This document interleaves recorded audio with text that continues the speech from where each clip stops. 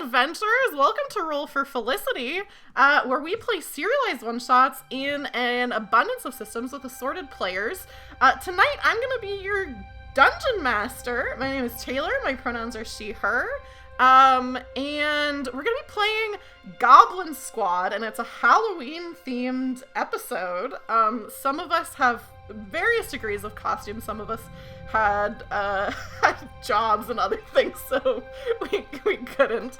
And also, I'm fully just wearing parts of my normal Renaissance costume, which if you want to see the full thing, since you can only see me from here up, you can go over to Twitter. I posted, not even a selfie. My husband took a picture of me. So that's my little thing. You can follow Roll for Felicity to see more stuff about the stream, about other stuff I have going on, selfies, food that I make. I'm gonna throw it over to my players tonight for them to introduce themselves as well, and we'll start with my friend Josh. Josh, you want to introduce yourself to everybody? Yes, hi everyone. I'm Josh, sometimes Zay. I am, I don't know, I'm a weird little goblin who gets to play a weird little goblin today. I play a ton of RPGs, sometimes online, like this. My pronouns are they, them. Yeah, that's me. Weird little goblin, playing a weird little goblin.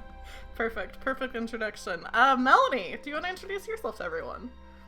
Yes, I would love to. Hi, my name's Melanie. My pronouns are she, her. I'm going to be playing Quig, also she, her, the lore bard of the group. And I am also a gross little goblin IRL. Wonderful. Jordan, do you have anything to say for yourself? Hi, y'all. We're all goblins here. Pronouns he, him, playing Plib, pronouns he, him. And yeah, I love RPGs and I love being a goblin, so looking forward to tonight. Perfect. And then Laura, what do you want to say to chat in this little intro? Hey, I'm back. I'm playing Drez, the Swarmkeeper Ranger. Pronouns for both of us are she, her. Yeah, and then I think we probably did this the last time we played Goblin Squad, but the first time we didn't, and so I can use this question, which is just a little icebreaker. So we all know each other. We've played together a decent amount by this point, but some people in chat might not know you all. So the question for tonight is, what is your Halloween must-watch? Like, or even just like this season? Because for me, it's like, you know, I go to the grocery store and they've already got Christmas stuff out, which I understand, but it's like, I like fall. Fall's my favorite season, and we essentially get 1 month. So I'm the type of person, just November, I'm still watching spooky stuff. I don't want to put my stuff away. But yeah, so for me, a Halloween must-watch, which I haven't watched yet, but I probably will this coming week, is Over the Garden Wall. I always have to watch Over the Garden Wall this time of year. The vibes are immaculate. It's a great watch. And then I think that's Josh. What's your answer? What's your must-watch for this season? Yeah, well, I'm just trying to come up with a second one super quick. I was a little worried, but that is honestly my must-watch. Like, other things I don't watch every year, but that I pretty much do. Yeah, I just thought you were going to be nice and let us go first. Yeah, since like we're always on this channel and like we're guests. I was being nice and giving you more time in case you forgot. Nope. No, I was ready, and I'm not now. I've never seen that.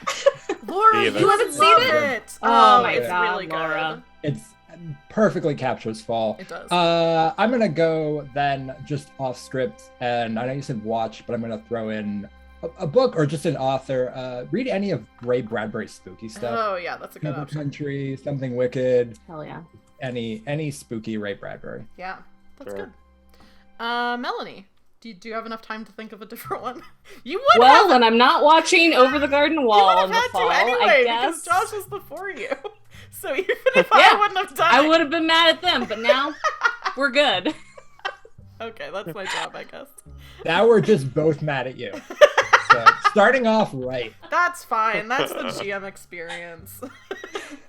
Yeah, there's not really anything else that I have to watch in the fall. Like, fall is over the garden wall time, absolutely. If I want to suggest a scary movie that I think is very good, Hereditary. It's not for the faint of heart, but it's very good. I was thinking about it long after I first watched it. Can't watch it, not for me. Yeah, you would not like it. You absolutely would not. If you're a baby, don't watch it.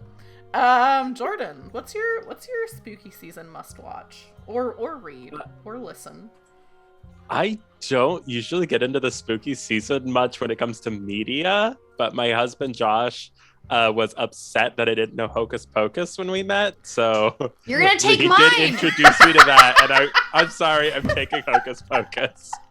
Sorry, I thought you were charming. I did. know I I was just- like, You're welcome. I know I just suggested Hereditary. Hocus Pocus is too scary for me. It was always too scary for me when I was little. I was like, they're gonna render the fat and like eat these little kids? Yeah, no thanks. and that's I'm a way little kid. less scary than Hereditary. Laura, do you have a different spooky season must watch other than Hocus Pocus? no, that's the only one that, well, it's the only one that I try and watch every year, but there's plenty of other, I'm one of those people that, if possible, I would watch like one every day in October. But, I guess, I don't know. I've watched Haunting of Hill House twice now, Oh, yeah. and I've heard it that's is a really good. masterpiece. So I would highly recommend if you haven't watched Haunting of Hill House or any of his other stuff, because he's got 2 more already. So Yeah, Midnight Mass. Is that the one that Yep, just just came watch out? that. Yeah. yeah. Awesome. And then anyone in chat, feel free to chime in with your spooky season must watches. And while you're thinking about that, chat, I'll give you something else to think about. How about some ways you can interact with or support the stream tonight? First of all, and this is totally free, if there's a moment during the stream that you think is really funny or really good, really interesting, you can type !marker, just the word marker, in chat. And if you want to, you can write a description of like what the scene is or like a 2-word thing. And that will make a marker in the chat that, or in the VOD that I can see, and then when I go back and clip things, I can see like what people are interested in. So if there's something you're like, this would be perfect for TikTok or Twitter or whatever, you can just type !marker. I'll do it right now so people can see what I'm talking about. And it'll just make a little clip, not a clip, but it'll make a little marker. So that's completely free and extremely helpful because I can never be motivated to edit things. So that helps me out a lot. The other thing you can do is if you want to tip the performers, I just put that in chat as well. For 200 bits or $2, you can give one player advantage on a roll. They don't have to use it right when you do it. So if you're just like, I really like what this person's doing, I want to give them advantage. You just put in chat who you want it to be. And then they have that banked to use whenever they want to for the rest of the stream. I mean, it's only one, so it's not like an infinite. And if you just can't decide who you want to give it to, might I suggest for 600 bits or $6, you can give all 4 players advantage. And also, if you do use bits, which is Twitch's currency, I do have special emotes that you can get access to when you use bits, even if you aren't a subscriber. So I think like 2 different people in my chat have like used bits enough that they have access to, I believe it's an emote of my cat. Yes, this one, this little cat emote. So if you use, I think it's like only $10 worth of bits, you can get that and you have access to it as long as I'm streaming. I also have an emote tonight for one of the goblins, which was actually made by Goblin Girl, who's in chat. Hello, Goblin. For tonight only, I've got a Quig emote, folks. You can use Quig in chat. I put a poll on Twitter. It was overwhelmingly for Quig. So if you're a subscriber, you have access to that. Or if you want to use channel points, which is the free, like, currency that you get just for watching Twitch streams. On my channel, they're called felicitations. You can choose an emote to unlock, and it's only 480 points, which I think you can get for watching for, like, I don't know, not very long. So if you have channel points that you want to use, you can unlock that emote for 24 hours, and it's only going to be here for 24 hours, so it's perfect. Get a little Quig! And you can use a little Quig to react to things. And then last thing is, if you are not subscribed, first of all, thank you for being here in the first place. But also, if you want to subscribe, you get access to all my emotes, you get ad-free viewing, you can support the stream. And then also, if you have Amazon Prime and don't use Twitch that often, you probably have a free subscription that comes with Amazon Prime. So you can just click, like, subscription, and then there's a little thing that says use free Prime sub. And you can do that for totally for free. And then also for free, you can follow me on Twitter to keep up with my future streams, which I already mentioned. That's enough talk about that. I'm seeing chat says Nightmare Before Christmas is a must-watch. That's a very good one. I said Tig said something and I missed it. Trick or Treat. Which maybe they told me about, but I don't remember them. Okay, I haven't seen Trick or Treat, but when I used to work at, like, a video game and movie place, a lot of people would get that one. Good options, everyone. So I think with that, let's get right into our game tonight. This is a serialized one-shot, which means that the things that happen tonight will be fairly self-contained, but these goblins have had 3 previous adventures, which you can see on YouTube. In the first, they killed 3 witches and stole their house, which, if you like Hocus Pocus, that was actually my very first stream on this channel, so technologically it's a little bit rough, but the gameplay is very fun. It was a very fun time. So that was the first Goblin Squad. And then in the second, these 4 killed the in-universe equivalent of Santa Claus, whose name is Candle Papa, because they thought he and his elf were a home invader. So they killed Santa Papa and Bernard the elf. When they did that, they ended up with the responsibilities of Candle Papa, and they also all grew beards and Candle Papa bellies. Desperate to resurrect Candle Papa, last session, they ventured to a giant puzzle box, which was said to contain a wand that would grant the bearer a single wish. The powerful artifact was guarded by many puzzles and also a Medusa who turned Plib to stone. When they finally got the wand, Quig grabbed it and wished for all curses to be broken. Which was genius. Which was genius. It solved a lot of your problems. It didn't resurrect Candle Papa, so... But our beards are gone, right? But yes, your beards are gone, and you presumably no longer have the responsibilities. So yeah, when they finally got the wand, Quig grabbed it, wished for all curses to be broken, and that is exactly how she worded it. So she didn't just say their curses, she said all curses.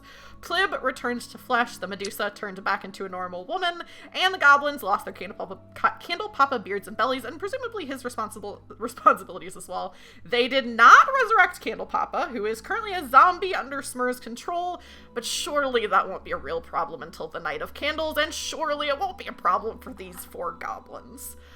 We pick back up with the Medusa, having run away from the goblins who were discussing still killing her, and she was still unfortunately wearing Smur's hat, which they gave her to cover her face.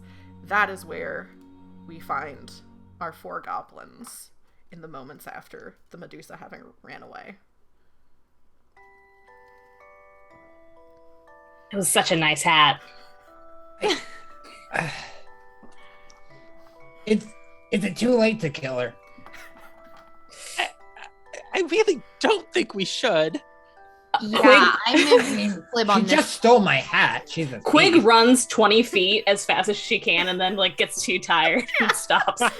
Yeah, I think that hat's gone. She is faster than you, just rules wise, because you're so little and she's humanoid, so she's far gone.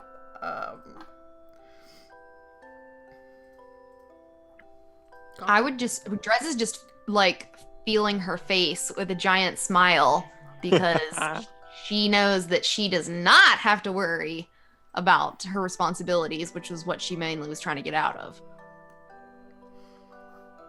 Yeah, and also, Plib, you were not that long ago had been turned into stone. Turned into stone. Yeah. Blib is very disoriented. I don't think Blib knows because there's just a chunk of time that's missing. Would you have known you were turned to? Or did I don't know how does that work. I think you probably would have known that that's what happened to you because you all knew that that was what she could do to you. Yeah. But basically what happened is you were about to attack her, and you decided, I think you decided to look at her directly to attack, and were immediately turned to stone. And so the last thing you remember was saying, I think what you said was something like, "Don't hurt my friends." And so you said, "Don't hurt my," and then you got turned into stone, and then the curse was broken, and you said, "Friends!" And then immediately after that, you were pulled out of the puzzle box and are where you are now. So that was like, you became flesh again, like 5 minutes ago, probably. I think Blib has been standing dazed and then just starts gathering them up in a hug. Oh, no, what? No. How you feeling, buddy? He's attacking us. Oh, so much better. Drez, I imagine, is trying to get away from all of this. As well I'm like as Smurf. squirming. I don't think it's a successful group hug. Yeah, I Quig think Quig is helping you keep everybody together. Oh, yes. Drez is squirming and then like slowly backstepping because she's always out as soon as she can. Smur is gesturing to their zombies like, help, defend me. And they just join the hug. Yeah, Candlepapa definitely, and also Candlepapa is like picking grass like off the ground and like handing it to each of you in his zombie form, because he still has the impulse to give gifts. Yeah. No, what are you doing? Put that down. Get me out of here. You. He sits on the ground. Candlepapa sits on the ground and like pats his lap. Is Smur able to get free from Plib and Quig? Do we need to do a strength contest? It's up to you. Yeah, if you want to do a strength contest, you can. Okay. Do I get advantage with Quig helping me? I guess that's up to Quig. Are you giving the help action by reining people in, or if someone really tries to get out, are you gonna not? I'm only trying to annoy Smur a little bit because I know that they're not into it. So if they try to pull away, I'm gonna probably be like, yeah, all right, get out of here. So yeah, just a straight up strength. I don't know if That's this an matters. 8 from me. Okay, I was gonna say Smur. I think you can use Dex or Strength, but I don't think either of them are very good for you. Dex is a lot better than you Strength. can use Dex. That's how grapple works. You can use Dex if you're the recipient. Cool. With our current rolls, we actually rolled both a 9, but you had -1 and I had +1. Yeah. Oh. Yeah, no, with Dex, that's a 14. So you dodge out of my grasp. Yes, Smur gets away from the hug. Smur slips out. Smur's the shortest, so I think they just like duck down and slip out and just go like running over to Candlepapa and just like clamber over him onto his back. into their perch. Yeah, Candlepapa stands up. He knows the drill. Also, Plib, you have a steed. You have a giant toad as a steed. I forgot to. Do I still have it? Yeah, because Oh my Find Steed God. is just there until it gets killed, basically, and you can still resummon it. It's like a familiar. You just What was have its it. name? Its name was Toad. And also the Toad knew that its name, or his name, I guess, is Gerb. But no one else knew that, and the Toad has no way to communicate that, so... Aw, poor Toad. Poor Toad. Toad, you look over at Toad, because, it seems like you're all maybe ready to get on the road, and Toad just goes... "Ah!"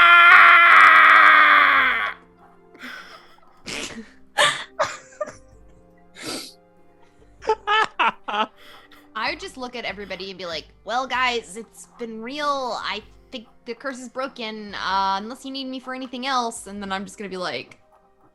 You don't want to come home? I mean... What do you got? come along, Drez. You surely need a nap. I know I do. The zombies will make a space for you. All right, but just for today, and then I gotta get back on the road. I've got other jobs lined up. Mm-hmm. What's a job again? I just roll my eyes. Yeah, we're the weird ones. What a freak. As you all are traveling back home, you are noticing some oddities. Because this is a little, I'll say, just because of like the amount of time traveling to the place, and then the time you spent in there, and the time traveling back, you're probably gonna have to take a rest on the road. You'll get pretty close to your home, but not quite all the way there. So you are noticing some different things. You go by a village where people seem to be running around in panic. They are humans, though, so I don't know if that really, if you care They about that do that sort of thing. When you make camp for the night, you notice a red glow illuminate the sky to the east, accompanied by red lightning. It's just a lot of, like, interesting things. That's weird. happening. Oh, Pretty cool. You guys ever see anything like that before? no. No. Weird. Yeah. I'm sure it's fine. Probably. I wouldn't be so sure. What is there to worry about? We don't have beards anymore, pleb. And that's all that Drez cared about. You're so not I think we're all stoned. in the clear. Yeah. We saved you. No worries. You're not stone anymore. She kind of sort of dead arms you. Yeah. Some gratitude would be nice. I gave you all a hug because Yeah. of how much it I meant. said gratitude, not punishment. Poor pleb. What is wrong with him? I think we'll just for the sake of time, we'll fast forward through the evening. If you all on Roll20 haven't already given yourselves the benefit of a long rest, you can go ahead and do that. Good point. And which amongst the four of you do you think wakes up first? Me. Drez. You wake up. First of all, just for anyone who's joining us for the first time, well, I guess we know what Drez looks like, but if you want to give a verbal description of Drez, people can see her, the art of her by Goblin, but what does Drez look like? What's Drez wearing? What does it look like as you're waking up? She's an average-sized goblin with greenish-brown skin and slanted golden eyes, pointy ears, sharp teeth, typical goblin stuff. But it's hard to tell her size because she wears super baggy, long-sleeved clothing. And it's really gross and dirty. She wears like leg wraps and ragged boots. It's very much for function. But if you look at her long enough, you might see that there's something wriggling under her tunic and antenna or legs may pop out. Yeah, you get up, you're looking around. I think the first thing you notice before you even open your eyes is you notice a crispness to the air, which seems pretty out of place. Because it was spring when you went to bed, and it doesn't feel like spring now. And you also feel a fluttering sensation against your arm. Like more than normal? More than normal. Not bugs. Because, normally I've got flutterings up my sleeve. Yeah, more and different. Yeah, I feel like, Drez wakes up and she, sniffs and you can smell the chill in the air. And she feels like her friends up her sleeves, tight around her because they're cold. Yeah. And then, she feels a fluttering. She looked down. Yeah, you look down and you see the wind is pushing a small pile of red, yellow, and brown leaves against your arm, which can't possibly be right. Yeah, I think I would do a slow blink. And because, right, you said it was spring. It was spring when you went But to now, right. So, what would be going through her head would be, how long did I sleep? And how is this happening? And then again, check my face. No beard. No beard. Okay.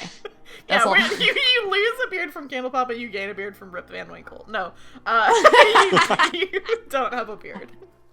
Okay. Then I guess I'd sit up and look around. Do the trees look different? Yeah. There aren't a ton of trees in the area, but obviously there are some because these leaves blew like onto you. And you're fairly close to the forest where like the former witch's house, current goblin house is.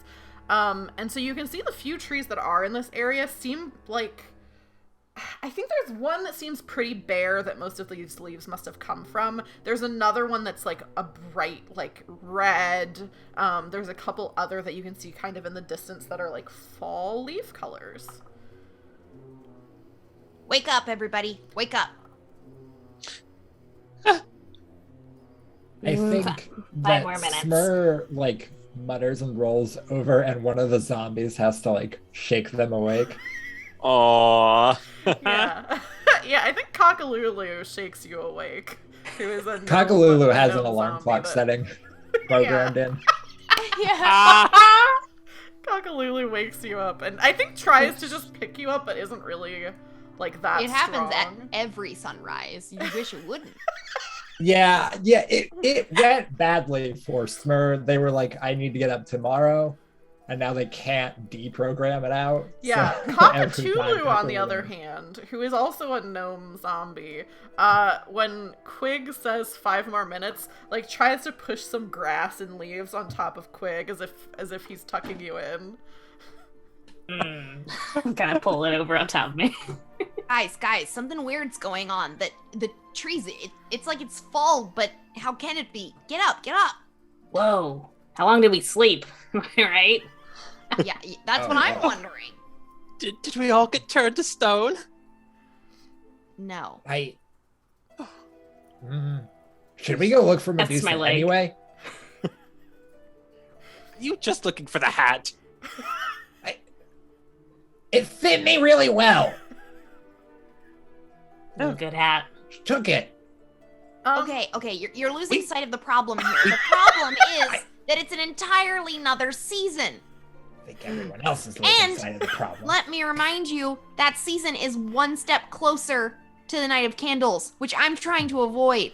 Oh. We don't have to do anything anymore. We fixed it. We have 0 obligations. It's making me nervous, though, okay? It's making me real nervous with this whole skipping seasons thing. There was the book about the creepy children that were going to try to kill people. Will that still happen? Did it say anything about goblins? I guess not. Then not there you children. go. While you're all talking, we heard a little bit about what Drez looks like. What about the other 3 of you? What do you look like? What are you wearing? What are you wearing? Smur is. I fully do not remember what they were wearing. You're in now the whatever last- it was before is now a crop top because you Yes. ripped the bottom part of it yeah. off. I think you were wearing an oversized shirt and you ripped the bottom into a crop top to put the veil on your now lost hat. Smur. A very good look. They have. They tend to wear human-sized shirts, usually sweaters or tunics of some sort. They did tear it off, and they have not changed. It's been a night. It hasn't been like a couple of months, so they're going to be wearing the same outfit. So yes, they are now wearing, I guess, a crop top and a skirt of sorts. Yeah, of whatever sweater they were wearing before. Yeah. Then Kinda they're like just a Hey Arnold look. yeah. Except for with a crop top, I guess. Sexy Arnold. It's a look. They have a little curly mop of hair like on top of their head, and obviously they're surrounded at most times by their 4 zombies, and they also have their little familiar giblets, just kind of like crawling over their shoulders or often ducking into. I believe they still have a metal boot You do still have hanging that. from their belt Yes. that is Giblet's home when they're resting. Aww. So cute. I'm Giblets. gonna cut over to Quig because when you went to bed, your vest was one color, and now that you've woken up, it's different. Do you want to tell everyone about your new look? So Quig's kind of look that she always has is she's got like the kind of loose gaucho-y pants, no shoes. She's got one side of her head is shorn very close to her head. Many different like earrings and earpieces, and normally is just wearing a loose red vest that is barely covering her boobs. And waking up, actually that vest is black and white striped this morning for no reason. I just need everyone to know that that's what she looks like. And Plib, what do you want to tell everyone what you look like? Flib, as always, is dressed in chunky chainmail that was clearly made for a larger being, and he crudely chopped off at the bottom. And other than that, wearing worn boots, his hair done up in a scraggly ponytail down the back, and carrying his shield, which is made from a wagon wheel and some additional planks, which he Lovely. always carries close. Yeah, so you all are having this conversation. And are you I'm assuming wanting to still head back home, or what's up? It would be convenient for me if that's what you're doing, not to not to Oh, that's what we railroad, but if you don't go to your house, I don't know what you'll be doing tonight. We're homeowners, so gotta get back there. Yeah, you didn't have a house sitter for your adventure. I think, well, guys, this is really freaking me out, and I think we should probably get back to the house as fast as possible so we can evaluate what the heck's going on. I don't see how it's our problem, but I am ready to get home. We definitely should get home and perhaps talk to the village elder, see what they know. I would be keeping my eyes open for anything out of the ordinary. I'm totally on edge Yeah. that it's now a different season. Yeah. I So think Quig is like, sure, but is like rolling around in like the colorful leaves and is like maybe putting some in her hair, Yeah. making herself look really flamboyant and pretty. Pretty. yeah, sure. You head home. You're not too far from the forest. Like I said, it was basically just like you'd already spent time traveling to where the puzzle box was, and you were in there for a while and then left. So you are on the edge. You get to the edge of the forest where the three of you live, and one of you visits sometimes. And as you already noticed, this forest has gone from spring to fall seemingly overnight. When you left, the trees were just budding, and now they're on the leaves were just budding, and now they're on their last legs. Mushrooms are barely poking out of leaves that cover the forest floor. Your house normally looks fairly cozy, at least to you, but as you're getting closer and traveling to it, the leafless trees seem menacing. And the protective thicket of vines by your front door look hungry.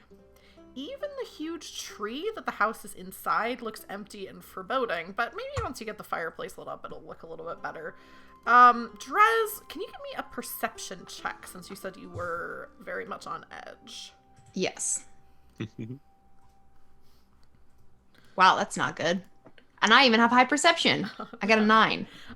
You see everything that I have described. Gosh dang it. I just in case this matters, I do have a 15 for passive perception.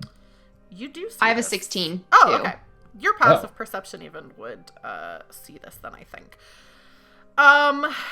you see these tangling vines look like they did when the witches lived here, which is to say that it seems like if you go through them, they might hurt you. Like, something might happen with them that they're going to try to do damage to you. And anyone with a passive perception over 13 would notice this. Not me. Cool. I have a 14. Okay, yeah, so Plib doesn't see it, but the other three of you notice this. I throw out my arm. Okay, yeah, because Plib is just marching ahead. The zombies are also just yoink. marching ahead. I think you notice Cockalulu is just making a beeline for the front door. And with that, let me bring you all over to a different scene. Oh, home sweet home. Our sweet beautiful home. home. Mer does yell out to the zombies to stop. Give me... Normally you can just kind of control them. Josh and I also talked about this beforehand. In combat, you're still going to have complete authority over them. Out of combat, they might be a little hard to control. Those ornery zombies. I think, give me a persuasion check, but this will be intelligence-based since that's your spell casting. So just add your intelligence to it instead of your charisma. Okay, cool. You said persuasion? Persuasion, yeah. Okay, cool. It is a flat d20 with 4. It's a 12. Okay, so I was having it be 50-50 basically because I don't want to be too hard on you. You see Cockalulu is a beeline straight for that front door, which you all know how much Cockalulu loves to open doors. And right behind him is Cockatoo, who's ready to close that door. So they're both going straight for the door. What do you say to get them to stop? Forgot about that. Stop! What are you? Stop! They both... What? Stop. You can stop too, whatever. I'll look at Plib. Drez looks at Plib and I just nod at the plants. Plib follows your nod and does not see what you're talking about. That doesn't look good. Should I send one of the zombies first? Our house doesn't look good. How long have we been I gone know from our I've house? slacked a little bit on the cleaning, but Yeah, how long have we actually been gone? No, It the was vines. yesterday, yeah. This is overnight. Yesterday. Yeah. Okay. But if you walk forward, you're gonna be in a bit of a thorny situation, it looks like. It's not my best work, okay? I apparently slept through a whole entire season, so lay off me. All right. Smur turns to Drez and Quig because they are like getting it, and it's just like, should we send a zombie or we just let Plib go? Well, I mean, I think I already know what's gonna happen. It's more like what the heck and why. We might as well make sure. Have Do at it. your zombies have machetes, or If we give them one. you don't know? I don't believe Candle any of Papa them just currently pulls have out a weapons. machete. why have you been giving that as a gift? Gotta cut those wicks. Yeah. They did use tools in the last. Yes, they session don't for have... you. They don't But that have wasn't- in their inventory anything. The zombies have a slam attack. If you gave them something, they could use it. They don't have anything right now. Can Plib, out of desperation to understand, make a check here to try to notice? An observation check? Do you want An observation check. Do you want... What kind of... Do you want to just do perception? Are you doing investigation? Are you doing arcana? Are you doing survival? Like, what exactly are you trying to get out of this information, I guess? Let's make it survival, because that's my best stat. Go ahead and roll survival. And also, chat can't see what you're rolling, so if you want to say it out loud. Total of 11. You think it's going to be bad news to go in there? Like, you think you're going to get scratched up if you walk into this thicket. Yeah, scratch. Drez pulls out her hand axe and gives it and just thwacks it. Like, I'm gonna let it go and let it go into like one of the vines.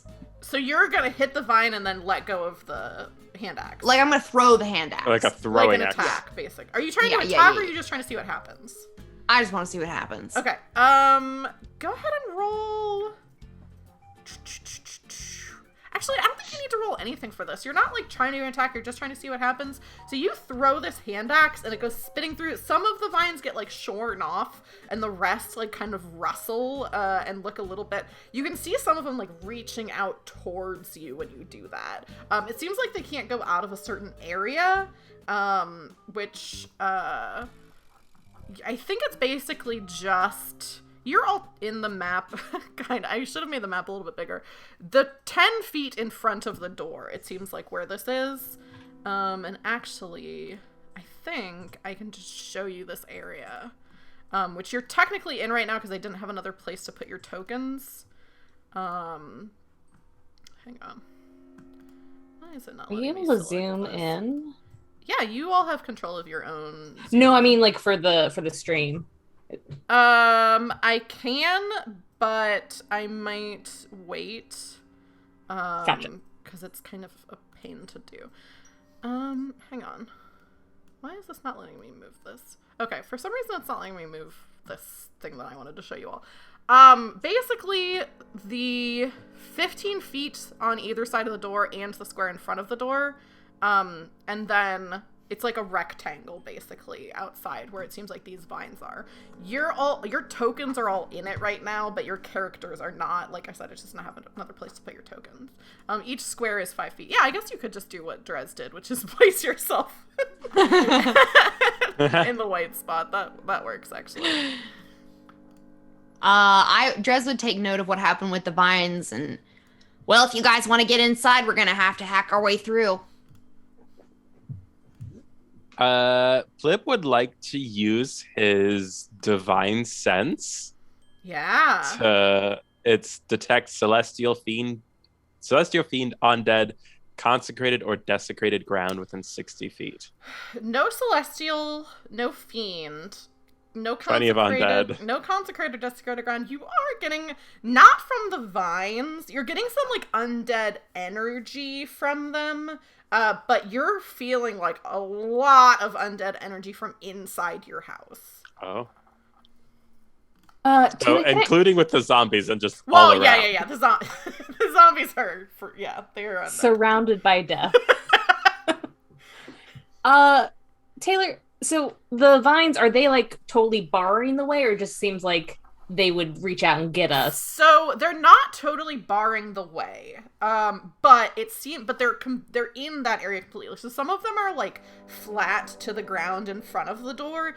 It seems like they are lying in wait for someone. Now that Drez has kind of like thrown that hand axe in and kind of shown a little bit about what's going on, it seems like they're waiting for someone to go through, and then they will grab you. Gotcha. So you can still go into it.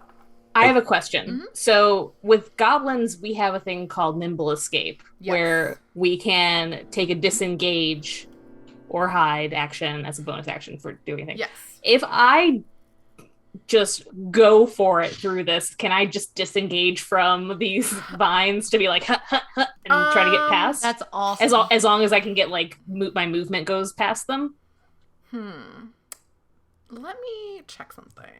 I'm inclined. We're just like hopping through it like lasers. I'm inclined to say yes. Let me see what I wrote for these vines. Dun, dun, dun, dun, While dun, you're dun, looking dun, into dun, that, dun. Flip, just for flavor, when he does his divine sense, I think he just puts his hands over his eyes, and then he's just like standing there in the front and goes, Is he crying?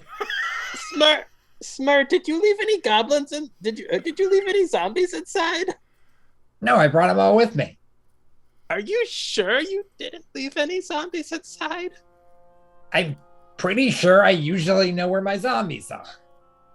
Well, there's Smurl some... like does the little like looks around and like counts on their fingers like, and they're having trouble finding the fourth one, and then they look down, they're like still on Candle Pop. Oh, yeah, I was gonna say it'd be funny if Bernard is like just walking around behind you as you're turning around.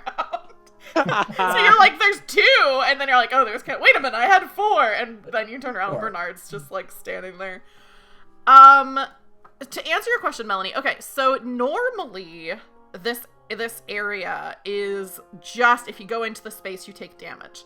I will say, if any of you, because you do have that trait of nimbleness, if you want to make a dexterity saving throw, you can try to do what Melanie just said, which is basically going to be, if you pass the check, you're not going to take any damage. You're going to nimbly make your way inside. If you fail the check, you're going to take the damage that they would normally be. And you don't all have to do it. Like, Quig could do it, and then, other people can think of other things. Yeah, that's fair. Well, everyone's deciding and being like, we're going to have to hack through it. I'm like, I only have a dagger, so and I'm going to... Yeah, go ahead and roll dexterity saving throw. Okay. Add +3 for aura protection. So with the +3, that's a dirty 20. Perfect. Yeah. Quig just exactly. Yeah. Why don't you describe it for me, Melanie? What does it look like when you effortlessly make your way in here? I think it's a very clumsy sort of Mission Impossible of going through like the instead of lasers, they're vines, and it's just like kind of stepping and be like, whoops, and then I'm just gonna get past whoop. Nope, no thank you. And then getting to the door and trying to like dance her way in. Yeah. Quig makes it in. Doesn't seem to have been damaged at all. Is the door unlocked then? Yes. If Quig is opening it, yeah, it's unlocked. So I'm assuming Quig, you just throw it. Well, I guess it's up to you. Do you all lock your door before you leave? No, there's no way. Okay, then I feel like we decided not to last time. I think Plib has tried to, and then I imagine that both Quig and Smur are like, what the heck? I had to break another window to get in. Because they would never remember keys. No. It is fully the zombies breaking every time the door is locked, and they get so frustrated that they can't open the doors. I mean, it's fully, I think you should leave just like pulling on the door until it breaks open. It opens this way. Rips it off. You can do either. So Quig, the door is no different than you left it. So you go to open it, it swings open, and you can get inside. Do you leave the door open? Yeah, I think I fling it open and then I kind of like flip off the vines.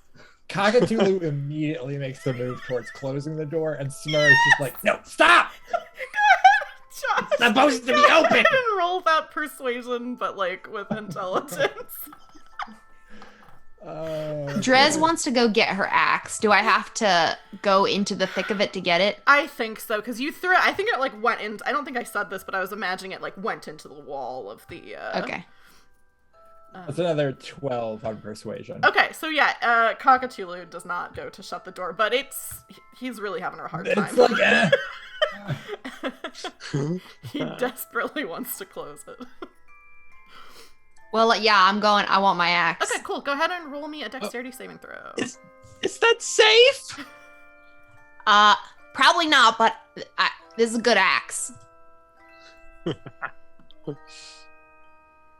So, nat 20 plus 3. Nice. Yeah, so you, if you want to go into the house from there, you can grab the axe and get into the house. Okay, that's what I'll do. Damage. Yeah, so you... I'm like slithering through like I've watched like my centipedes do. I'm just like... Yeah, it's like in The Grinch when he like slithers and then you reach up and grab your axe. You go under the vines. They're still reaching up because they're remembering Quig.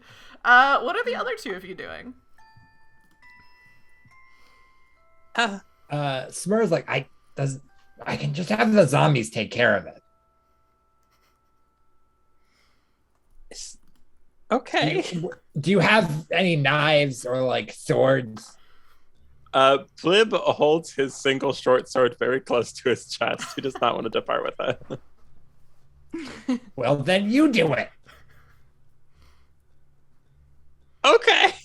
Plib is gonna march towards the vines. Make valiantly try to attack them. Make me an attack roll. Oh no. Let's see. Just making sure I don't have anything I could do to boost it first. What are you all doing? I do. Yeah, I imagine that Quig. Yeah, Drez is leaning against the door with her arms crossed. We're just like, vines are a tomorrow day problem. 17 to hit. Yeah, that hits. Go ahead and roll your damage. I think it rolled. I have so many windows open. But why is it only saying 4 damage? Hover over it and it will tell you how You much rolled That's a a damage. d6. It looks like you got a 2 on the die, and then your dexterity is 2. But is strength supposed to be? You might have to. Hang on, let me. But on my table it's showing 3d6, so I don't know what happened. Let me. There's a 3d6 and a 2d6 that's on the screen. That's weird. It should only be 1, right? Yeah, 1d6. So Unless the you 4 should be right. smite. The 4 should be right. 1d6 plus 2.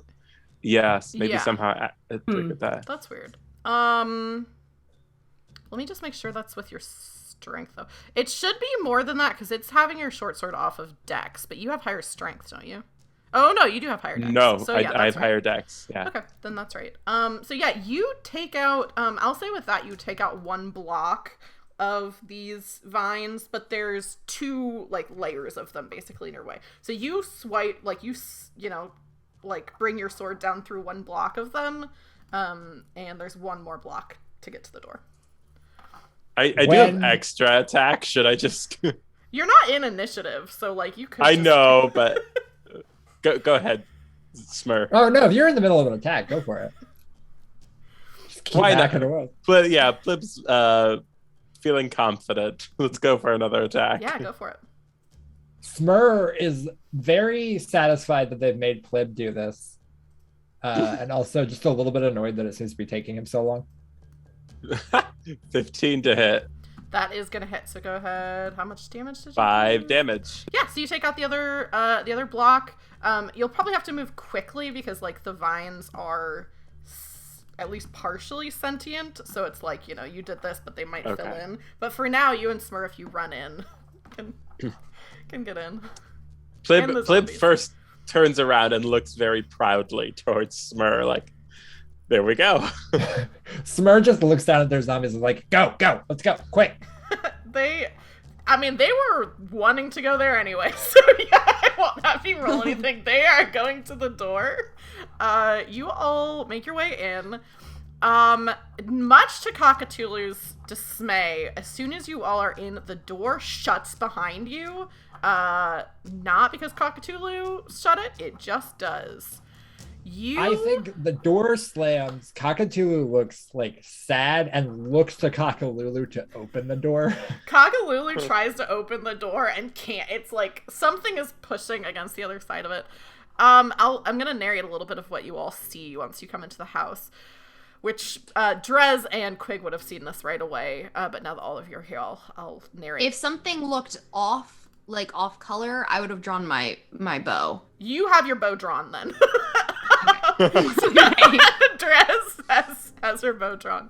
As cold as it now is outside, the air inside your house is even colder.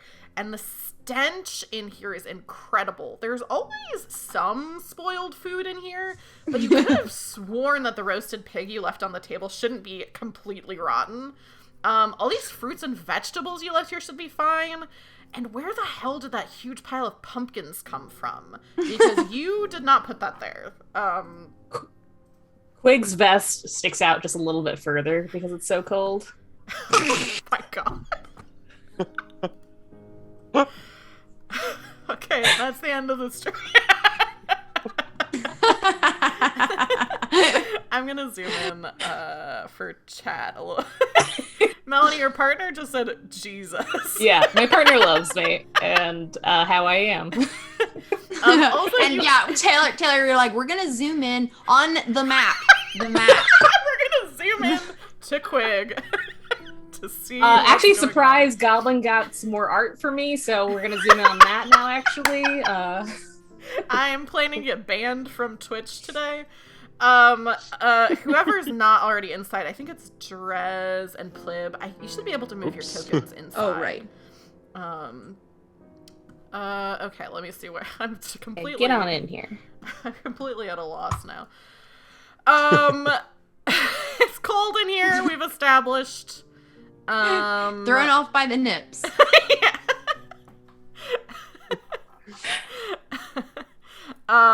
Okay. Everybody actually in this moment, give me a dexterity saving throw. Oh no.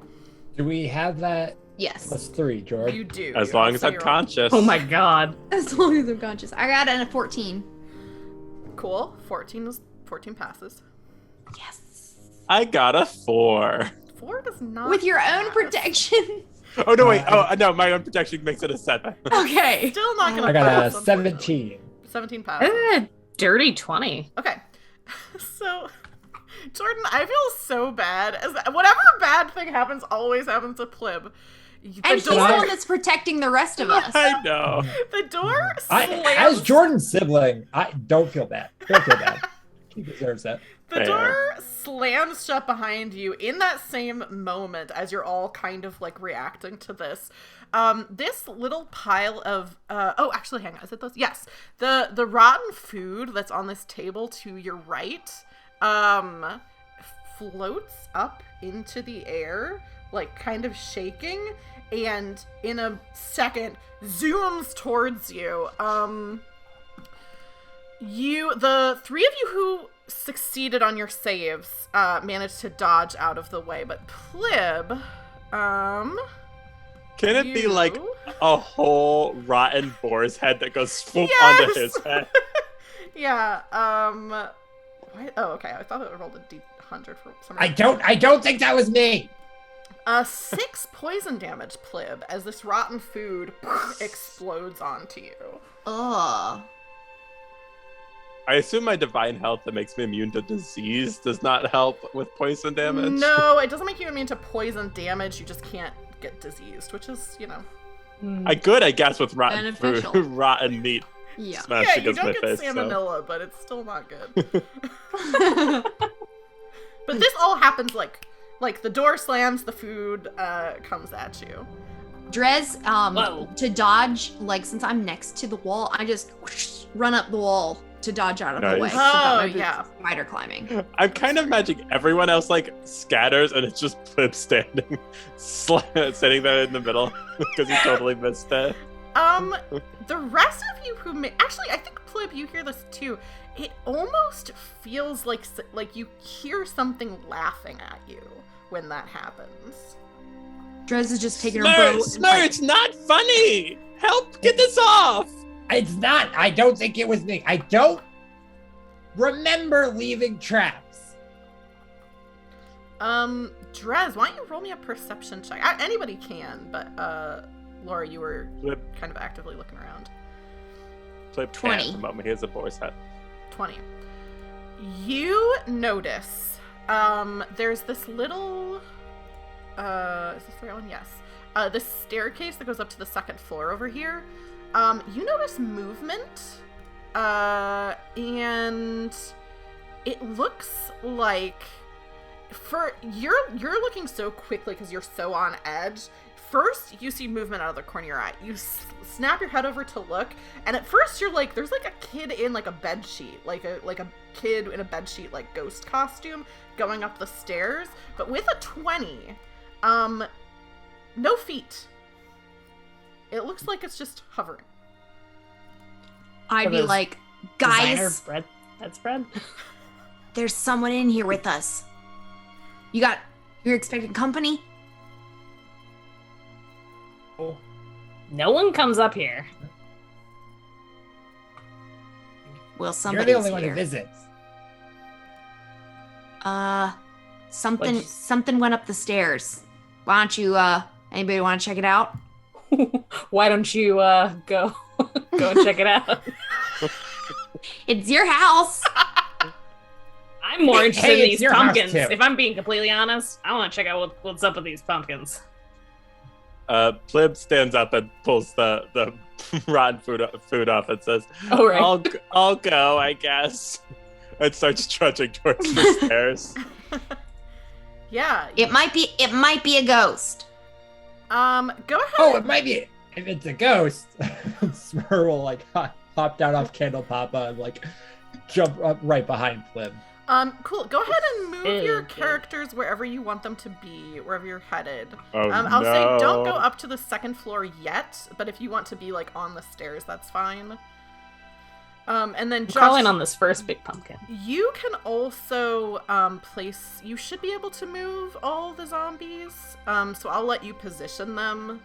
Also, if you want giblets to be somewhere different than just where you are, I do have a token for them. I just didn't put it on the map for right now, but I can. No, giblets is still on Smur, probably just poking out of the little boot. I think the zombies are just kind of trudging along behind. Smur hopped off of Candle Papa, but I think by default they're just supposed to follow. So Candle Papa and Bernard are tagging along behind, and Kakalulu and Kakatulu are still at the door, just looking sadly at each other. Like they're both like pointing at it and then just kind of shrugging a little bit, just looking so sad that they can't open the door. Yeah, oh my gosh. Okay. You start to go up the stairs. I think one thing you notice, which I don't know if you all left the house this way. Oh, Melanie, I just saw, thank you for your little thing in chat about the map. If people want to make maps like this, you can use Incarnate, which they don't pay me to say that, but they should. And then also the tokens that are not the character art, that are not like Plib, Smur, etc., are from 2 Minute Tabletop, which is also a really, really good. They have a custom token editor that's just really, really good. You must subscribe to Incarnate though, right? I do subscribe to Incarnate. Because I've tried to make maps and there's not that many options. The free version is pretty good. There are definitely more options in the paid version. So I go off and on, like when I'm not actively using it. Like for when my home game went on hiatus, I undid my subscription because I wasn't really making maps, but it is very nice, especially if you're like me and you can't draw. So you all are in these various places that you are. I think that, let me see, where is Drez? Okay, so Drez is off to the side. Yeah, I've like moved along the wall so I can keep the stairs in view, but I'm not by them. Cool. I think. Yeah. Sorry. I was Before about to say Plib makes it, so... before he makes it to the stairs, I think I still have aid prepared as a spell, and I think I want to cast that. Cool. Yeah. I could choose the other 3 party members, and they have 5 extra hit point maximum and current hit points. Yeah, which is nice because that's not For just how 10 long? HP. I think For it's 8 hours, yeah. it doesn't require Dang. concentration, so Good it's like spell. a killer spell. Yeah. That is too good for us. You're welcome. We did burn a wish to get him out, unstoned. That's true. Unstoned! He woke. No! That's the only time Plib will ever be stoned. You all are making your way around, kind of suspiciously looking around your house. As some of you kind of get over to this pumpkin pile, though, something happens, which is... I eat a tasty pumpkin. if you want to, you can. As you're eating a tasty pumpkin, some of the top, like, this is a huge pyramid of pumpkins in the center of your house. And the top layer, like, all these pumpkins go flying, like a woman coming out of a cake. Something comes out of these pumpkins, which I think you should all be able to see now. A giant bug, a purple and green striped bug, bursts out of the top and says, "Hey, how's everybody doing tonight?" Yes. I think that Drez would. No. Well, would she shoot first? I don't know. Drez, No, probably not. I assume this is one of your friends. I look at you incredulously and no. I'm sorry to say, My friend. Why are you looking at me like I'm insane? Bugs are your thing. First of all bugs don't look alike. All right, that's very buggist of you. She knows what she's talking about. She knows what she's talking about. Now, I'm glad to see you all here, but I gotta say, you're gonna have to head out one way or the other. What does that mean? This is my house now. Actually, I should say this is our house now. And you see around you, some other things come into view, and they're all of these other ones are laughing. One is there. Where did I put the other one? Oh, the other one's here. We broke curses. Hopefully I guess these ghosts aren't cursed, they're just dead. And yeah, one of these, kind of appear, like, shimmering into existence, a little ghost, who must be a ghost, because, like, they were invisible, they were, like, throwing stuff at you, comes into existence, but they are wearing, like, a little sheet with a little, like, cutout eyes, like a kid's ghost costume. And then over next to, this creature who just appeared, like, a purple and green, more looking like a ghost, like, kind of a shapeless, orby kind of thing with like eyes, basically what you can see on screen, which is like a little kind of ghost looking figure, come into existence. And I think I'm gonna have everybody roll initiative. Oh no. Would this be a good moment to take a 5? Yes, actually this would be. So let me get, I think I have the initiative thing. This might be from last time actually. Yeah, it is from last time. We are going to take a quick break, just 5 minutes, so we'll be back at 8 o'clock. We're going to be taking a couple of short breaks during the stream tonight, and we're also going to take one long one in the middle. So we'll see you all in just a minute. Bye. Felicitations! We're back! Welcome back to us! And thank you everyone for hanging out in chat.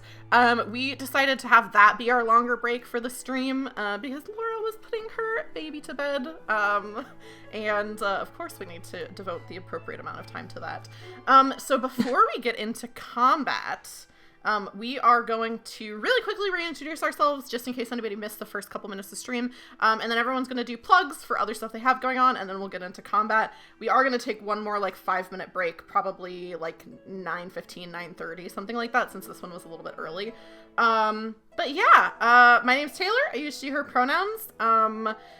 You can catch me on this stream. This is pretty much the main thing I have going on. If you're watching and you're enjoying it and you're not following, you could just follow. It's completely free. And if you're watching and you're following but you're not subscribed, you could subscribe. It's not free unless you have Amazon Prime and you're not using that subscription for something else. Either way, thank you so much for being here. You can also follow me on Twitter @RollForFelicity to see other stuff that I'm doing, stuff that I'm planning. I do polls on there, and then I also do have a Discord server, which I'm trying to be a little bit more active in. I am going to be doing like some community games next month to celebrate 1 year of streaming. Since I moved this month, I didn't I didn't have time to do it this month, but we'll do it next month. So if we do that, you can join the Discord, and if we play like Jackbox or something, we'll use the Discord server. I think that's it from me. So last time we started with Josh. This time let's start with Laura. Do you want to reintroduce yourself and then also let people know other stuff you got going on? Sure. Hey everybody, I'm Laura, she, her. I'm playing Drez, the Stormkeeper Ranger. And as a plug, I do have a podcast, For the Love of Nature, I co-host. It's a comedy podcast, or comedy nature podcast. I swear I talk better on that than I just did right now. But yeah, if you want to learn more about nature, or maybe even more than you wanted to know, check it out. Yes, it's a very good podcast. I'm a couple episodes You can find behind, it on all the major platforms. Yeah, I have a link to the Twitter for it in chat right now. And then also, if you just look up For the Love of Nature on your preferred podcast app, you can find it that way too. Yes. Or can you show off your roach, by the way? I don't think Oh we did at the yeah, beginning. it's kind of a little bit hard to see, but yeah, Laura. It's so I have good. a sweet It's amazing. cockroach hair clip Kind I of got is from the dressed. Renaissance Fair 2 years ago. It's made out of a Perfect. scallop shell. It's so cool. Oh, that's really cool. I assumed it was like just like a rubber bug. Yeah, no, it's like the guy did it with a scallop shell, and then it's like wires, and he painted the back. Oh, that's And I so saw it cool. and was like, okay, he'd made cockroaches and vultures and crows, which I wanted all of them. Could only afford the cockroach, but I figured if I work at a nature center, I need like a cockroach hair clip. Yeah. That's true. You out of anyone, I think, could use it the most. Could absolutely be a work expense. Yeah. I should have write-off. just bought it. Yeah. Yeah. Jordan, who is sitting in increasingly more darkness and looking more menacing. The room is getting dark. The room is getting right now. It looks like the whatever Giant you're shoulders. in, it looks like you have giant shoulders. Yeah. This episode is going to be Plib's heel turn. Jordan, what else do you have going on that people can check out your work? Oh, I really don't have much going on, but I'm Jordan, he, him pronouns, playing Plib, the Oath of Redemption Paladin, also he, him pronouns. I don't have anything to plug, so I'm going to plug a visit to Sensibilia. It's a one-person RPG that I just played today and really enjoyed, so... That's awesome. The first one-person RPG I ever played. So. Oh, I love single-player RPGs. That's very cool. They're so good. I might message you after. It was delightful. Because I play them on stream sometimes too. Also, Jordan did work on a podcast called The Woes of Whitby, which is a perfect listen for this time of year, and the link for that is very good in chat. You can also find it on like whatever podcast app that you use, but I put a link to Buzzsprout because that was the top result. Melanie, you are up next. Hi, I'm Melanie. I play Quig, she, her, for both. A thing I like to plug is the general concept of consent after rewatching Beetlejuice. Yeah. He's pretty non-consensual, I would say. It's pretty bad. And then I also learned some bad stuff about the guy who plays the dad. He is a sex offender. Wait, the guy who plays Lydia's dad. Yeah. Okay, for some reason I thought you meant Alec Baldwin, and I was like, why do you keep just saying the guy who plays the dad? The guy. He's not the dad. Yeah, I know, but I don't know why I was thinking of that. Yeah, Lydia's dad. I did not know that. Segueing to it, actually, like a plug for a physical thing, if you're looking for a game where consent plays a role in it, my partner, Tag, is creating a game called OK Cryptid that I think is going to be coming out. Yeah, Jeffrey Jones. That's Mila. so wild. I did not know that. Bad dude. Yeah, Tag is going to be releasing OK Cryptid maybe tomorrow, I think. They're working on some design parts of it, doing an Ashcan release of it. That's awesome. And there's a whole section about, like, consent in the game. You can find them on itch.io at Tag Lions, TADHG. Melanie, if you want to put it in the Twitch chat, since you are a mod, you can do links. Yeah, Mila says, so hyped for Tag's game, not Jeffrey Jones. Yeah, fair. Also, Tag has started streaming on Twitch too. And they're looking to be able to become affiliate so they can get little emotes. I'm forgetting the name for them, but little emotes, images. Emotes, yeah. And Tag is in chat, so you can just click on their name and you can give them a follow if you want to. Actually, hang on, I can do even better. I forgot I can do this. You can do a little shout out. Yeah, I don't know why I didn't think of that. I almost did before. You should be able to as well. I did for Goblin and for Mila. Oh, cool. Thank you. So yeah, that's perfect. Also, we'll get to Josh's plugs and reintroductions in a second, but I forgot to say this at the top of the stream, but Melanie was just talking about consent. Rewatching Beetlejuice, there were a couple of things that I was like, I should tell people that I'm not going to be doing this in this stream. So one thing which Melanie mentioned is Beetlejuice is really does a lot of sexual harassment and sexual assault in the movie. Well, also, I guess that immediately you're basing, like, what's Beetlejuice have to even do with this? Yes, yeah. So yeah, that's true. In case you haven't noticed, Bug Punch, which is this character that just appeared, this bug, this purple and green bug, is based on Beetlejuice. So for anyone who's it's a bug joining, we're gonna punch. Yeah. Mm-hmm. But I didn't really feel like, I really wanted to play a character that sexually harasses or assaults people. So my version of Bug Punch will not be participating in those behaviors. Also, the Beetlejuice movie has a lot of stuff with, like, suicide. That's also not something that's going to come up during a stream today. So, just in case anybody was, like, worried about that, or that's a trigger for anybody, those things are not going to be coming up. This Bug Punch is still not a good person, though. A good bug. Josh, with that being said, do you have stuff that you want to plug? Yeah, I'm Zay, aka Josh, they, them, playing Smur, the necromancer with a ton of zombies. Smur's pronouns are also they, them. I don't have any projects to plug right now. I'm gonna plug just going outside. I know the internet has already ruined the phrase touch some grass. I will not be using that again. But just, you know, if you can, if it works for you, go outside, find some rocks to hold. Second out in that. the woods. Find some like, rocks instead of touch grass. Find some rock. Yeah. Find some rocks to Honestly, hold is so good. Find a it's rock good. you really like, pick it up, and take it with you. Look, Depending on where you are. Some places you shouldn't take it with you. Yes. You know what? A few weeks ago, I just went out for a hike because I felt like it, and I touched a big rock, just a rock bigger than me, and it was good. I felt better. So yeah, go. Wait a minute. So hold on. To clarify, someone who's not that internet savvy, why is touch grass because of? It's overused. It's like, first it started off if somebody was too horny online, people would say go outside and touch some grass because they would be like, you need to, like, calm down. And then Okay. it became like, anytime someone's, like, too online, like, if they have, like, you know, like, Okay. hot takes and stuff like that, it's like, go outside and touch some grass. That's all that it means. It just means you're it online got a too little much. overused pretty quickly. Yeah.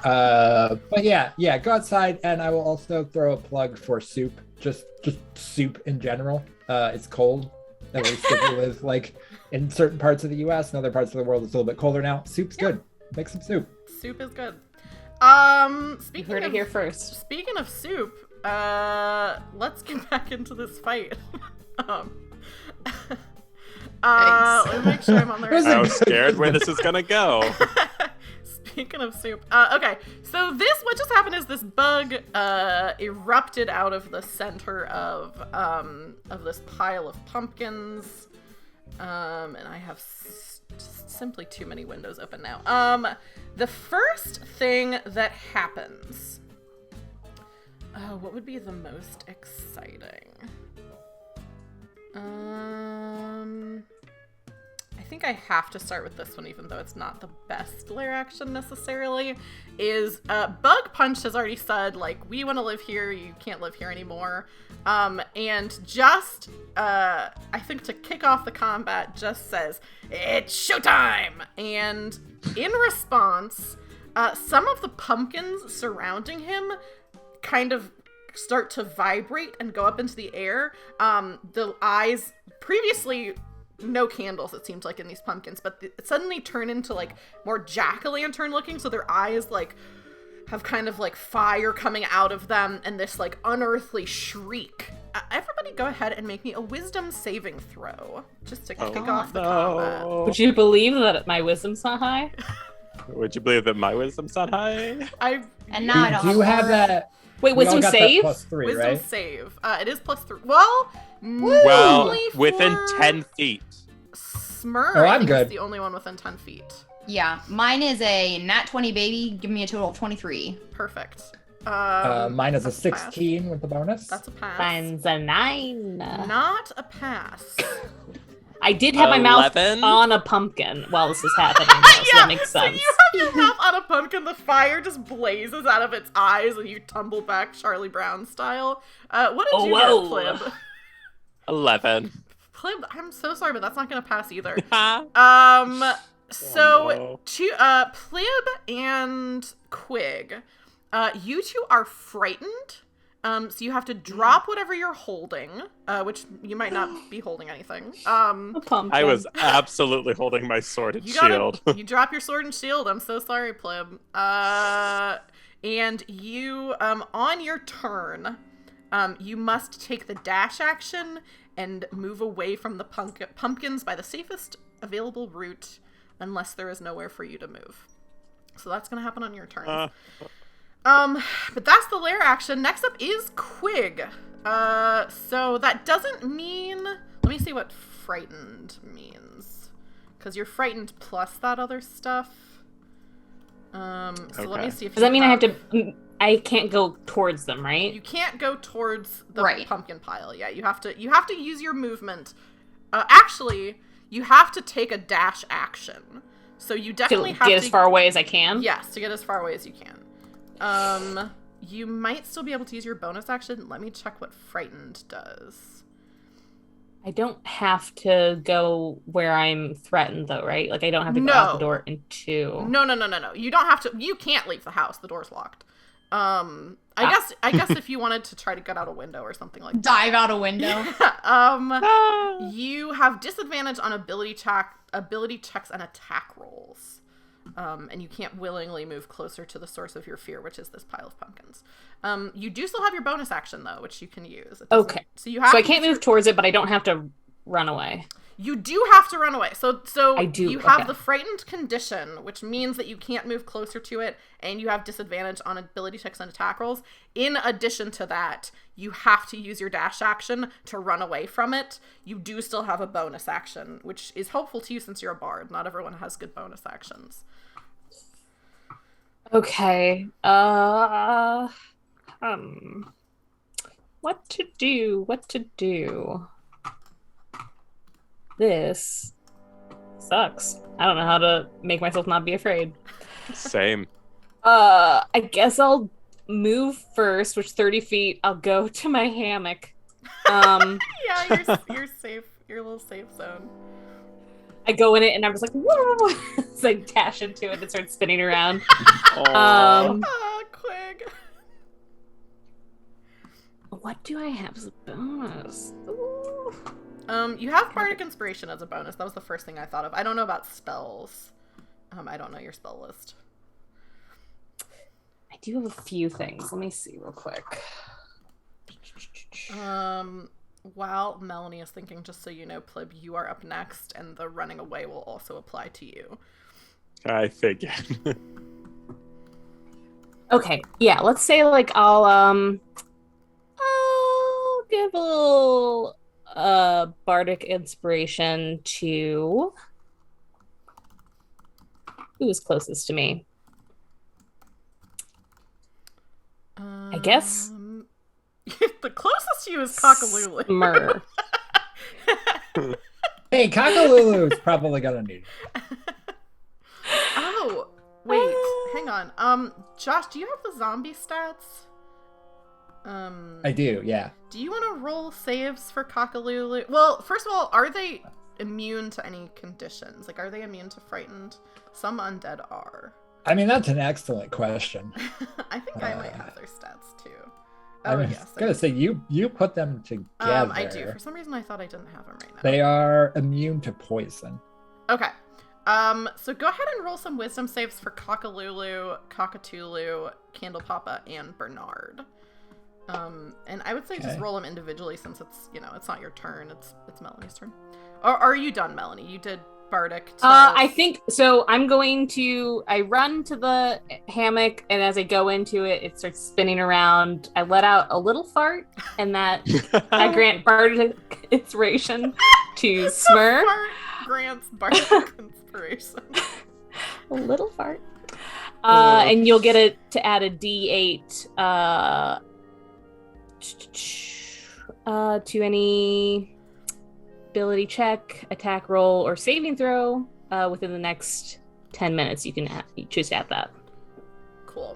Once, I guess. Yes, once. Plib, that's you. You have to use your action to dash as far as you can, not into danger.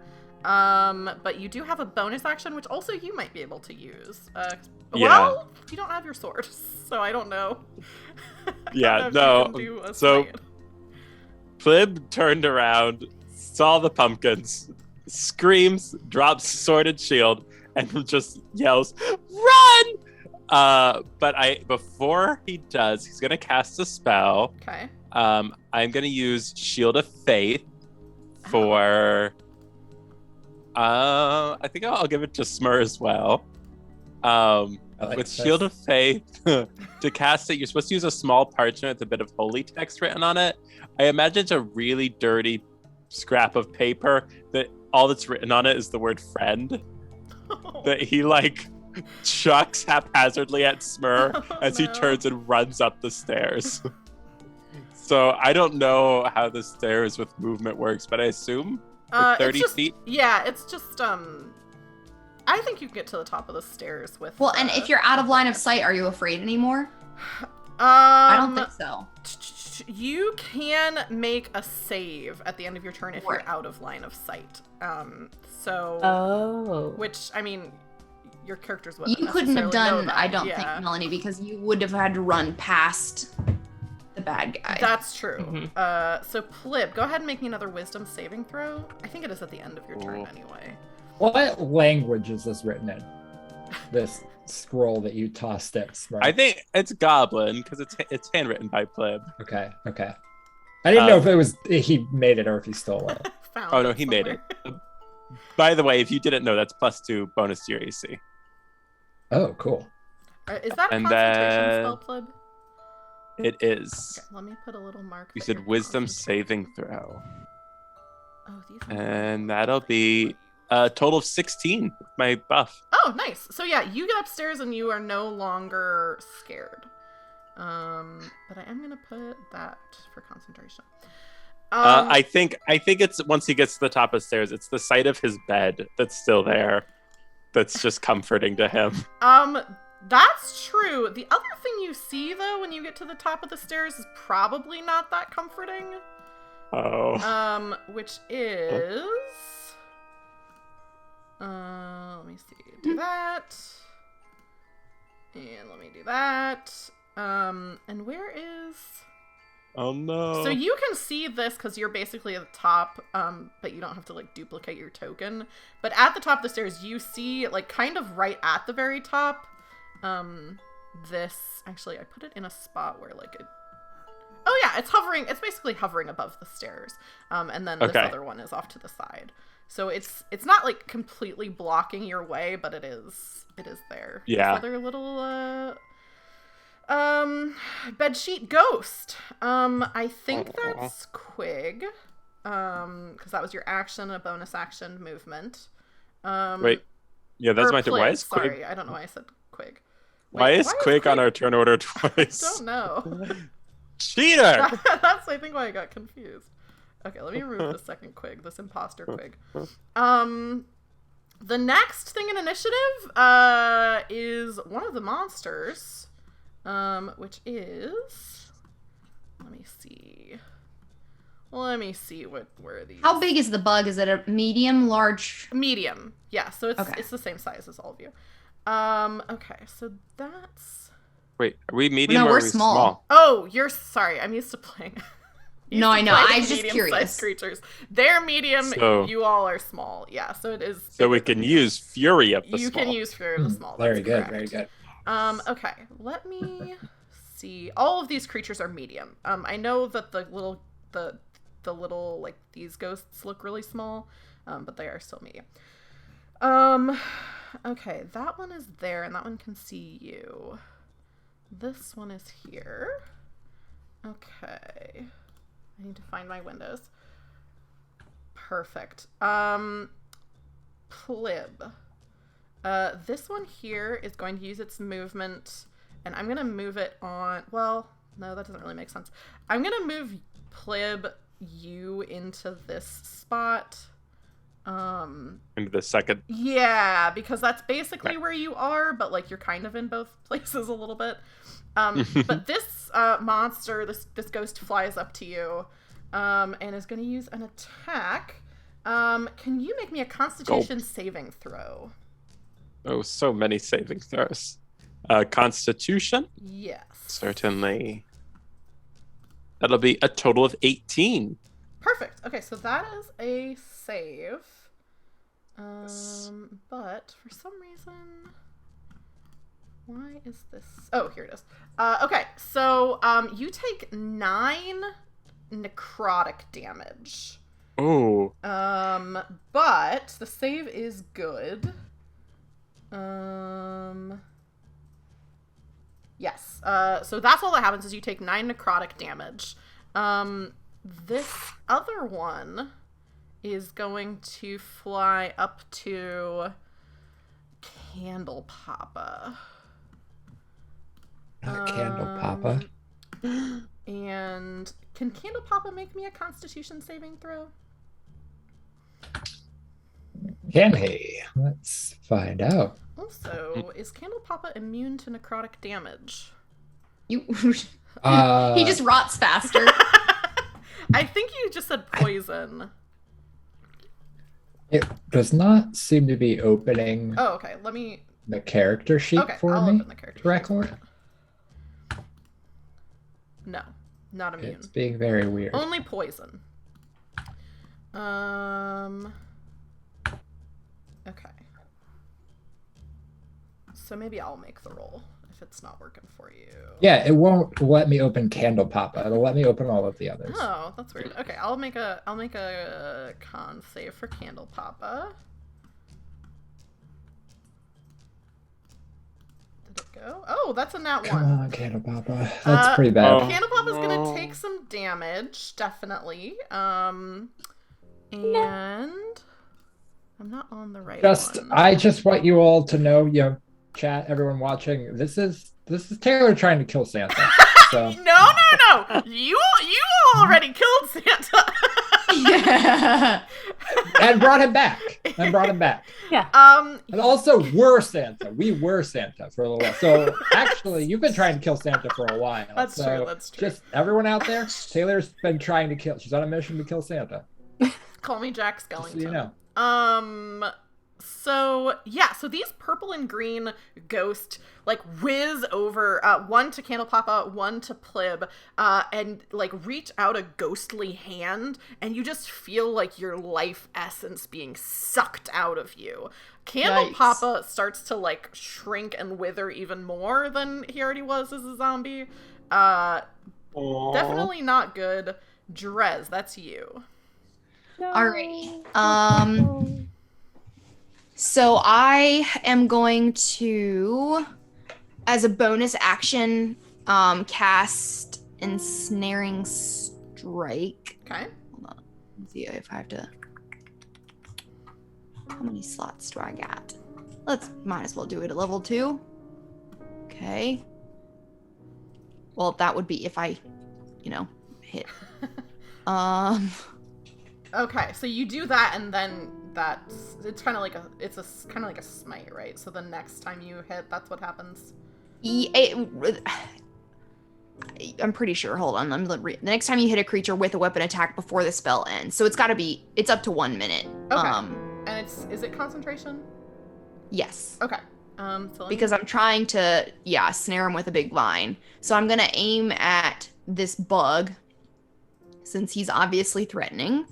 Okay. And I'm going to try and shoot him with my bow. Perfect. Yeah, go ahead. Make your attack roll. Okay, first I'm gonna do I've got 2 attacks, so first I'm gonna do just a regular shot, Okay. so I'm more likely to succeed. But it probably just didn't. It's an 11. Don't think so. Their AC is not high though, so let me check. An 11 actually just hits. What? Yeah. To the To bug? the bug, yeah. Okay. Ooh. Okay, so then he's gonna take 8 piercing. Cool. Can you do me a favor and make me either perception or arcana check, just as a free action? Yeah. Perception is 12. Cool. You definitely hit with the arrow, but you notice that it doesn't like stick into him. It kind of goes through. The bug like reacts to it, so it's not like it's immune to this damage. But it's a ghost. You can tell this bug's a ghost, yeah.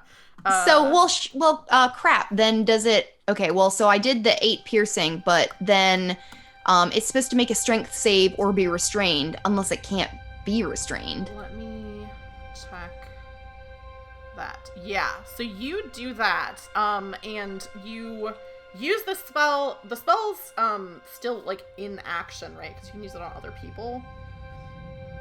Is that Well, right? is it just ghosts in here? It does seem like it's just ghosts in here. This vine goes to wrap around this bug and squeeze tight. And you can see that Bug Punch just goes, ha, can't get me that easy, and like just kind of like wriggles out of it. Doesn't seem like he can be restrained. Get a Okay. bug. Okay, well, I'll save it for maybe these pumpkins or something. I don't know. Okay. And, You do still Yeah, have another I'm trying to attack, right? Do you have two yes, attacks? yes. I was just thinking, like, so I don't think that he's got a body somewhere else. I think that it's just a ghost that looks like a bug. I mean, you only got a 12, so it's up to you what you think. Okay. It does seem like this is a ghost. Like, the thing that you're dealing with is a ghost, definitely. Okay. Then I'm just gonna and did I notice with that perception, was it that did the arrow have, it seemed like it did as much damage as an arrow normally Does does? not seem like it did as much damage as an arrow normally does. Okay. Well, I can't cast another spell because I already did my bonus action. I think he So kind of, I'll- like, the way that you notice that it doesn't seem to have done that much damage is, like, he reacts to the arrow hitting him, but as it goes through, he's like, trying to tickle my funny bone, what's going on over here? All right, sharpshoot. 17 with 19 piercing. Okay, cool. Definitely hits, but also doesn't do as much damage Right. as you would think. Cool. That's Drez. Smur, it's your turn. Yeah, so re-rolled. I don't think we said to the viewers what happened with the zombies That's true. saving throws. So why don't we have the zombies go first? Yeah, Candle Papa doesn't seem to have been affected. Bernard is gonna run over here and cower. Actually, I think, like, clamber up over and hide over here, like, in between where these two bookshelves are. Like, I think partially knocking one of the bookshelves over, scrambling to get out of the way. Cockalulu and Cockatulu, I think, are gonna... Cockalulu is gonna run over toward Quig, and try to get inside this bucket, which he can't really. And then Cockatulu is gonna go to the other side and, try to hide kind of in this chair. But Candle Papa still has an action. Smur, if you would like to have Candle Papa do something. So Smur starts, like, they turn to, like, start directing their zombies and just sees 3 of them just running to the far corners of the room, and they're just sort of like sputtering, like, what? Stop! No, fight! Just no avail. And then just looks at Candle Papa and just kind of gestures like, smash it. Who do you want Candle Papa to smash? Do you want Candle Papa to try to smash Bug Punch, or there's also the Spectre that attacked him? I think the Spectre that has already drained a little bit of his life. Cool. I'm gonna go ahead and roll his slam attack, which is a 14, which I actually think does hit. Yes, that does Good, hit. good. And how much damage was that? 7 bludgeoning. Smur, you can also roll either Perception or Arcana. Just as a free Cool. action. Yeah, Candle it better Papa's be not okay gonna at one of notice those. this. Perception or... I thought it'd be better at that, but... it's a 21 for Arcana. You would know with a 21. And then this also makes sense for Smur because you're a necromancer. Ghosts are, their AC is pretty low. You know they're not hard to hit, but, they're immune to a lot of things. Like I think every condition they're immune to. I might be wrong, but it looks like all of them here. They also have some damage immunities, so I would say you know that they're immune to necrotic and poison damage. And they're resistant to, I believe, every other type of damage unless it's a magical attack. So I don't believe any of you have magical weapons, although some of you do have magic. So, you know. Oh, I think radiant damage they are not resistant to or immune from. They're not what is the other word? sensitive. I can't remember what the word is. D&D. Radiant. Vulnerable. Is it Vulnerable. Yeah. Yeah. They're not vulnerable Sensitive. to I like radiant. sensitive better. They're not vulnerable So to it's- radiant damage, but they're not resistant to it either. So any kind of radiant damage hurts them. So they're resistant to psychic damage too? No, they're not resistant to psychic damage. I'll just read their damage resistances. Only Smur would know this, but Smur, if you want to, like, Gotcha. as a free action, tell everyone else this however you want to. They're everybody. resistant. They're resistant to acid, cold, fire, lightning, thunder, bludgeoning, piercing, slashing from non-magical attacks. So if you use a spell that does that type of damage, they still would take it. They're immune to necrotic and poison.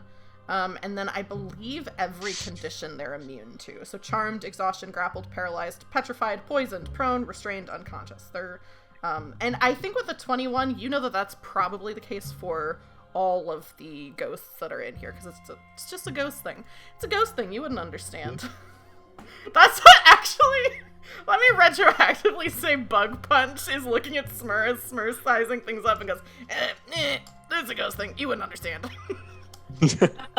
And then holds out a mug that says that. Smurf's like, no, I think I've got it. Don't even talk to me till I've had my ghost thing. You still have your turn though, Smur. That Yeah, was just yeah. Candle Papa Well, and a free action. what's that? I said that was just Candle Papa and a free action. Yeah.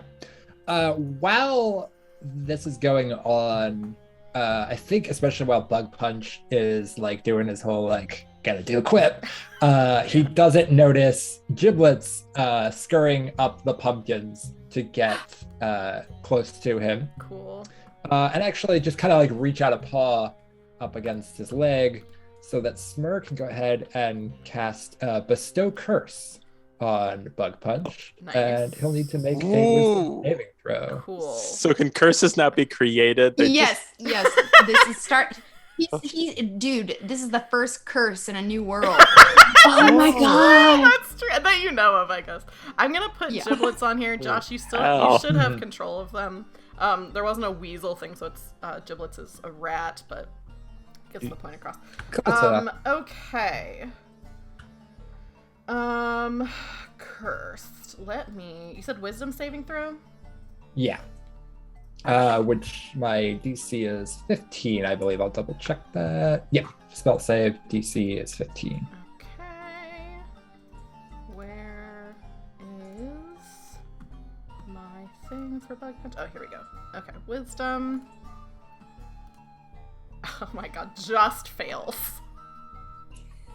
They got a Bug Punch got a 13. Nice. I am choosing the option while cursed, the target must make a wisdom saving throw at the start of each of its turns. If You know, it fails, Josh, it wastes it's its so action funny for because doing you nothing. did this the last fucking time we played. You did this exact same thing to the Medusa. Hey, you know, if it works, it works. That is concentration. Also, correct? you put a bunch of people immune to necromancy damage up against a necromancer, so like my options are limited. You I can't- thought you would like to fight some ghosts. It seemed like something a necromancer would I like. don't want to fight them. I want them. I want to control them. I want their souls. Is that concentration? Bestow curse? It is concentration for me. Okay, yes. cool. I made a little mark so you would know you're concentrating. Did I put that on Giblets or yeah, I put it on Bug Punch. Okay, no, I put it on Giblets. I cursed Giblets. Giblets is not cursed. Oh, wait, Besides, no, I you know, didn't. being mostly dead. What's happening? Why Besides does the that whole look like being Giblets dead is- thing. Yeah, mostly. Okay. I kept like taking it off and then I would look and it would still be there. Okay. So Bug Punch is here. Okay. That's Smur's turn unless you have movement that you want to make. Yes. I am going to. Smur is going to run to the bottom of the stairs and just poke their head up and be like, Plib! Plib, get back here! Aww. Are you telling the other goblins about the immunities and vulnerability, or not vulnerabilities, immunities and resistances? Oh, yeah. You don't have to. You don't have to play act listing all those things. But... Right. I think they shorten it like, you know, you're gonna need a magical weapon, and basically don't hit him with poison and necrotic damage. Okay. Don't stab, go zap. That's Bug Punch's turn, so I have to make a wisdom saving throw. At the start of each of his turns, yeah. Okay, let's hope that he does a little bit better. Also, I'm going to just check and make sure. I'm pretty sure he's not immune to any of this. Yeah, he's not immune to any of this. I did check. Curse is not a condition. Yeah, I curse is not a double-checked condition. before I cast it. I just didn't know if it was like, oh, he's like, if he fails, he's like paralyzed or something. Mhm. But no, it's just a curse. Okay, let's do a wisdom saving throw. Of course, a fail. So Bug Punch just goes, ugh, that's gonna hurt. And can't do anything. But let me see how I want to do this. That is something else's turn. I literally only have one damaging Something wicked spell gets a that turn. doesn't do necrotic or poison. Ouch. That's gotta hurt. Yeah. Okay, let me see. What's the meanest thing I can possibly do? Oh, you know what? I just realized. You all. I was kind of nerfing myself. These ghosties, I think, made themselves appear temporarily.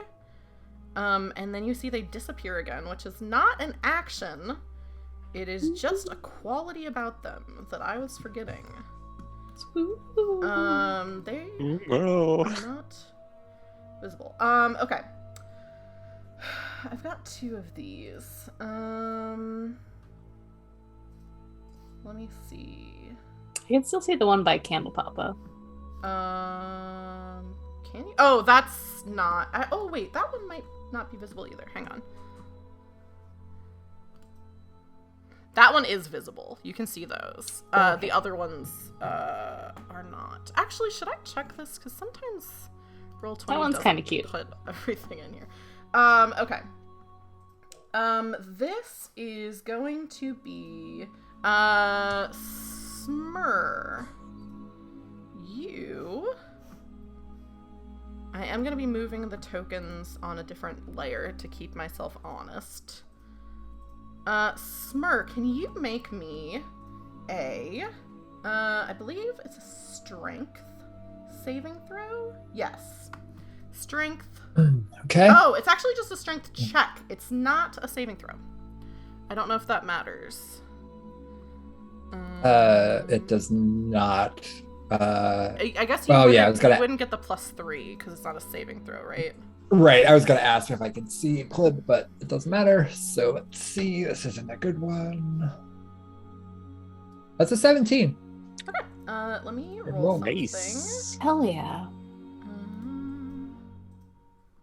Really worried about that -1.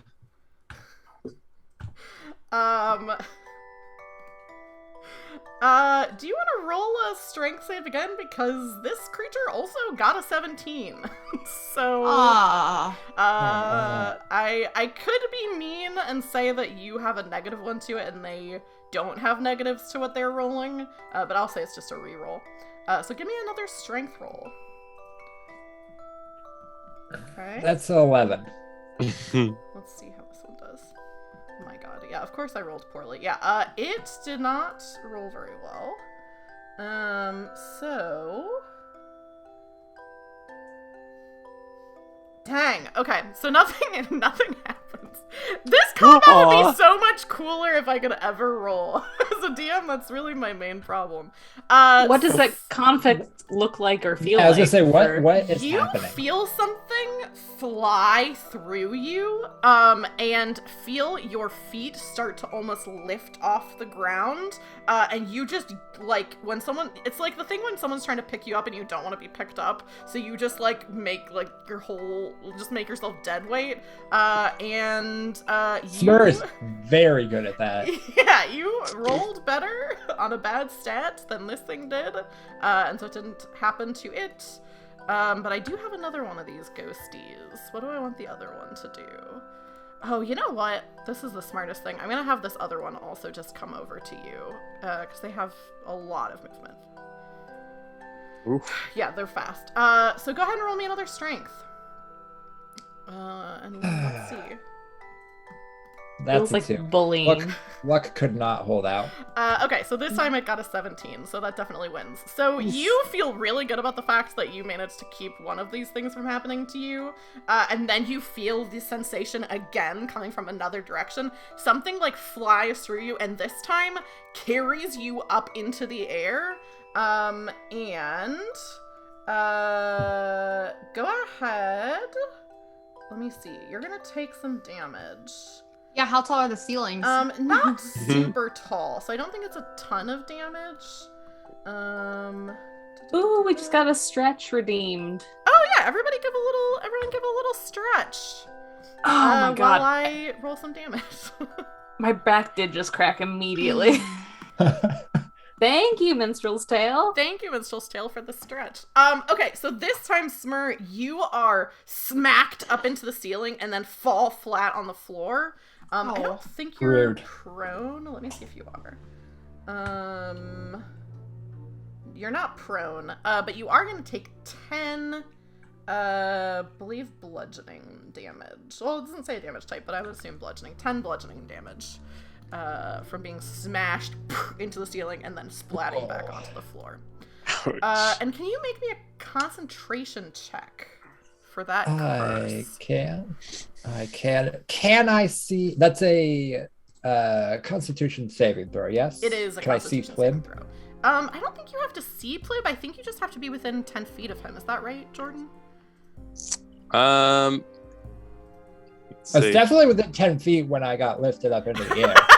Yeah, Plib, you saw Smur get lifted up to the top of, like, where you are, and then smashed down onto the stairs. Is it C, or is it just within 10 feet? I think it's just within 10 feet. I don't have the full Oh, effect it doesn't written matter. I rolled down. a It nat just says 20. Perfect. Yeah, Whoa. then that's gonna save. So you maintain concentration. Yeah. That is coming back around to a lair action. And what juicy little lair action do I want to do next? Let me see. There's so many things in combat. What Beetlejuicy action? Oh, this is perfect. Bug Punch from the center can still, I mean, the lair action is not Bug Punch directly, so the curse doesn't affect lair actions. But Bug Punch says, let's turn on the punch and see who gets crunched. So, let me see who all this would affect. Definitely Smur, definitely Candle Papa, definitely Bernard, definitely Quig and Cockalulu, definitely Drez, definitely Cockatulu. What's the range of this? Plib, it does not Gotta be affect the you. whole floor. It's not a range. It's just a thing that you are in vicinity to. So, Plib, I think you're the only one that this isn't going to affect. Finally. But everyone else, go ahead, give me a strength saving throw. And I'll just tell you, to make it easier on me, you want to beat a 13, so it's not impossible. That's a 15. I have a -1, Oh no. and I have a 12, so that means I rolled exactly a 13. Quig, it's honestly kind of perfect that you're the one who failed this because it fits so narratively with what you are. So, Bernard fails. I still cannot open Oh. Candle Papa's sheet for some reason. I don't know why. Okay, actually, let me see if I have a setting on this that's why. No. I could earlier. Don't I assume giblets will need to roll as well. Oh yes, giblets will need to roll because they are separate It's from gotta you right go. It's gotta go bad. now. I'll roll for Candle Papa. What did I say that is? Dex? Dex saving throw. Not good. You say Dex? I think you said. Oh, sorry. said It is strength It earlier. is strength. It is strength. I looked at the wrong. Okay, I was gonna say I've been rolling straight. Thing. No, it is strength. Okay. So I rolled the wrong thing. So let's roll again for Candle Papa. Okay, Candle Papa saves actually. Candle Papa's rolling pretty good. Candle Papa is the only one out of the zombies Oh, I'm more no. familiar with. And is the only one who saved last time. Okay, so what happens is, Drez, you look down and see, like, the furnace. I know you're, like, kind of on the side of the wall, but that bare rug that's on the floor, like, sort of stretches its arms out to try to wrap around you, but you're able to get out of the way. Similarly, Smur, this candle, like, behind you, like those things on the wall that are like the little guys, whatever they're called, also lengthen out and try to wrap themselves around you, but you are able to duck out of the way. Plib, you don't see any of this. Bernard, the bookshelves, like, shoot all the way up to the ceiling and, like, completely close off where he was before. So he's encased over in that corner. Cockatoo, the arms of the armchair wrap around him, so he is grappled. And then Quig, you're no longer frightened, which is good, because that's a lair action, so on initiative 20, the frightened effect goes away. You are grappled as your bed, your safe space, your hammock, completely, like, you jump into it and it was still kind of spinning. It picks up speed again and completely encases you in the hammock. Betrayed. Cockalulu, I think the bucket just gets bigger and, like, completely encircles Cockalulu. That's the lair action. Quig, that's you. Even though I said you're completely encircled, you're only grappled. So the grappled condition, you can still do things. Your movement is just 0, and you're no longer frightened. If you want to, you can use your action to try to escape the grapple, if you want to move. But if you want to cast spells or anything like that, you can still fully do that. Okay, let me see. I think I'm within range for a thing. Yeah, I am. So completely wrapped up, but I imagine her head's like sticking out of one of the ends. Yeah. And she just locks eyes on Bug Punch and whispers under her breath, Deo. And it just starts reverberating inside Bug Punch's head. Mm-hmm. Just like hearing Deo just over and over and over again. Uh-huh. And he has to make a wisdom saving throw. Okay. And what does he have to hit? God. What is my thing? Bug Punch? Where's Bug Punch's stats? That's not. I don't even know what I need to look at for this. Let me see real quick. Spell save of 14. Okay. Is it closing out some of my boxes when I open new ones? What's happening? Hang on. I have all my monsters popped out, but I think when I opened... I don't know what's happening. Okay, I need to reopen Bug Punch. Hang on. Okay. Wisdom saving throw? Mm-hmm. DC of 14. Of course not. No. Fails. I'm mostly bummed because Bug Punch has some really fun attacks, and in all of Goblin Squad, I have had so many cool combat encounters, and I just can't roll as a DM. I rolled a 7. How do I live without you? I want to know. So you're gonna take 3d6 psychic damage. Okay. Myself and Candle Papa are both going to take that's damage. 15 psychic damage. 15.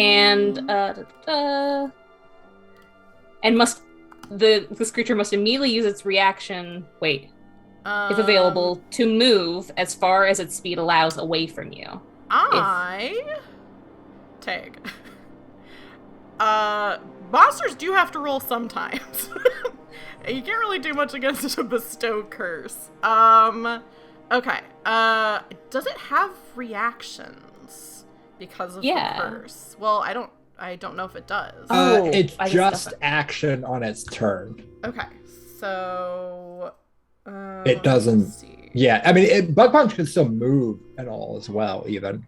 But if it doesn't have a reaction, it's not going to use that right now to move that's what away I'm from me. checking. Become cursed for the duration of the spell. Choose one ability score while cursed.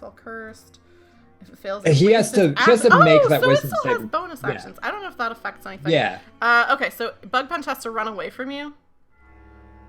It has to use, to move as far as its speed will allow away from me.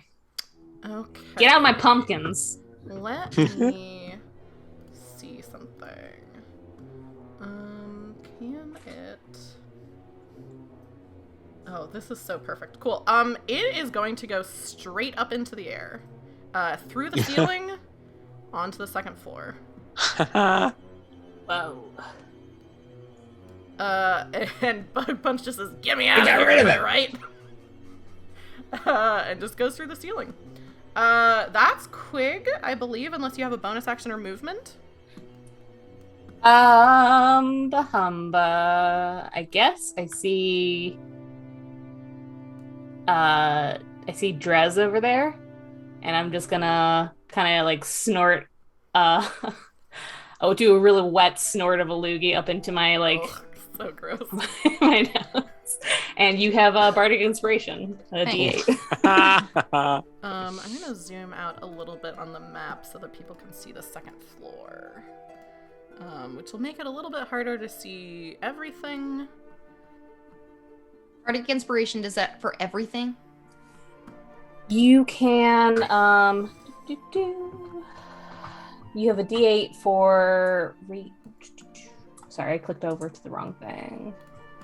I think it's attack rolls and no, I can't remember. Is it for an ability check, attack roll, or saving throw? Okay, so pretty much everything. So anytime within the next 10 minutes, you can do that once. Cool. Plib, that's you. All right, so Plib heard Smur yell for him, and then go flying in the air and fall back down. So yeah. But then Bug Punch just came up through the floor. That's true. Yes. But Plib also doesn't have his trusty sword and shield, so he's gonna run down those stairs. Is he gonna take a disengagement attack? He would. Jordan, you are a goblin. Well, that's why I'm asking. You are a He'd use goblin. his phone. I will say this, Jordan. You can't see anyone around you. Oh wait, sorry. You can see one person. There is this one by you. Sorry. I'm forgetting what's visible and what's invisible. There is one by you. I think either way, Plib is cautious, so I'm gonna bonus action disengage and run back down these stairs. Okay. And I don't know quite how far I can get, but I know I was here last time. Yeah, I'll say that's probably, you have 20 feet of movement? 30 feet. 30 feet of movement. Yeah, I think you can definitely get to there and maybe still have 10 more feet of movement. I should have assigned something to those stairs, but I didn't. Either way, Plib just darts down, grabs his sword and shield, positions himself defensively over or next to Smur, and taps him gently with the sword to cast Cure Wounds, or cure on them. Yeah. To cast Cure Wounds, which is a D8. Is Smur looking bad? I just know that Smur went flying and fell back down. Yeah, that's fair. That's fair. They're fine, but I'm not going to complain about getting healed. Healed 9. 9? Oh, cool. Oops. Yeah. Almost basically full health. You're welcome. That's Plib's turn. Cool. Smur, kind of, when you reach out, they kind of, reflexively jerk away. You're not gonna hug me again, are you? Yeah, it's really wait, no, what are you doing? And you but you manage to grasp their arm and just stop, just let me. It tingles. What did you do? Okay. I helped. Looking around one. With a what? Why is it not letting me click that? Hang It's not letting me click this guy. Do I have it in the wrong layer?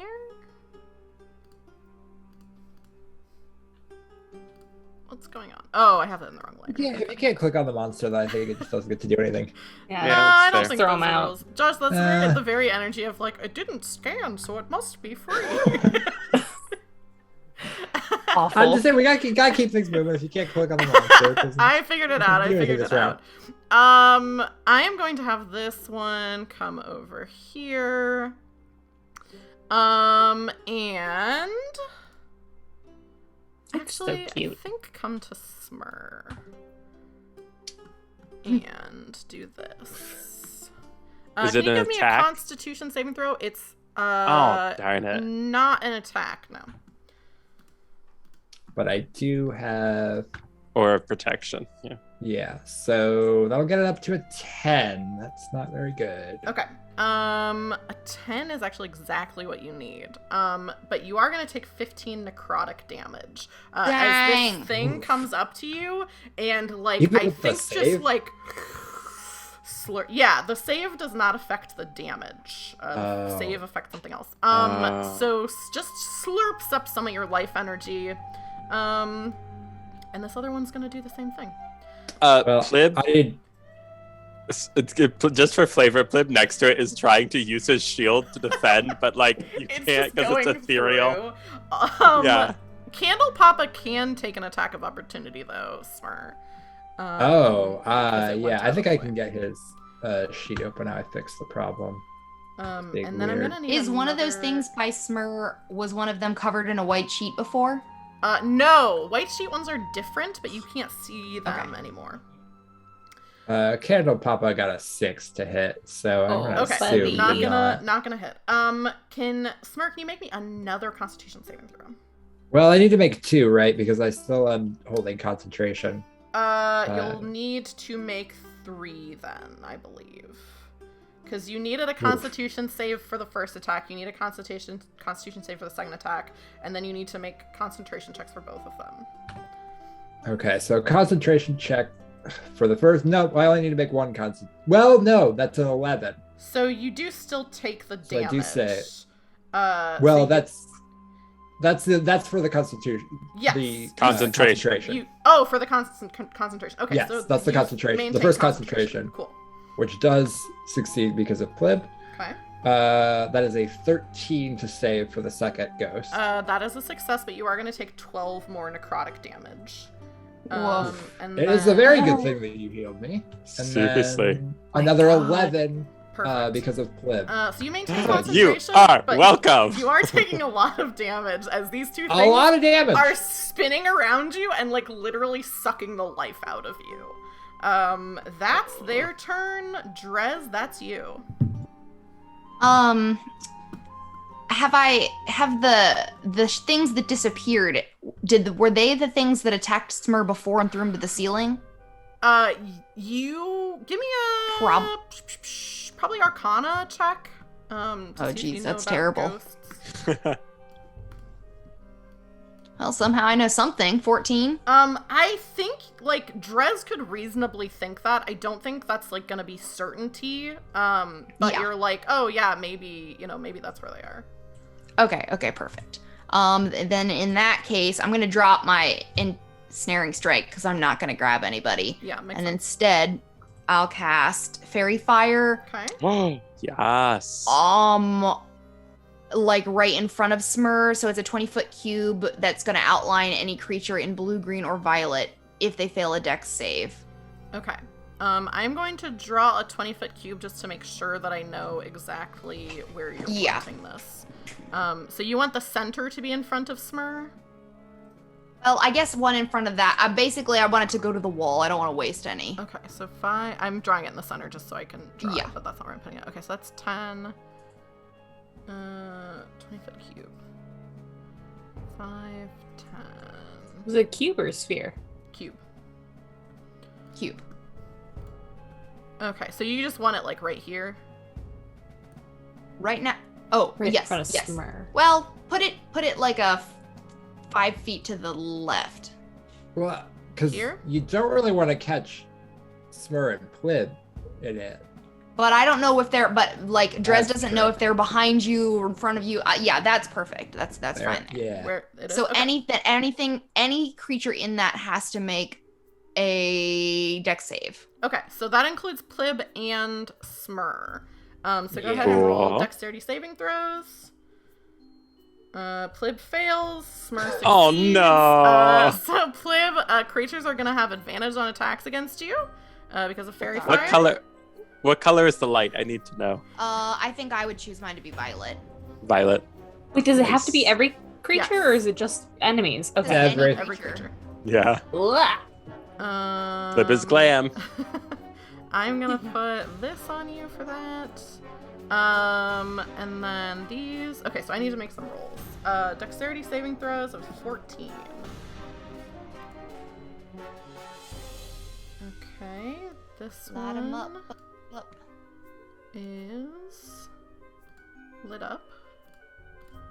This one is gonna roll. That one is lit up. Okay. And then I want to see the ghosties.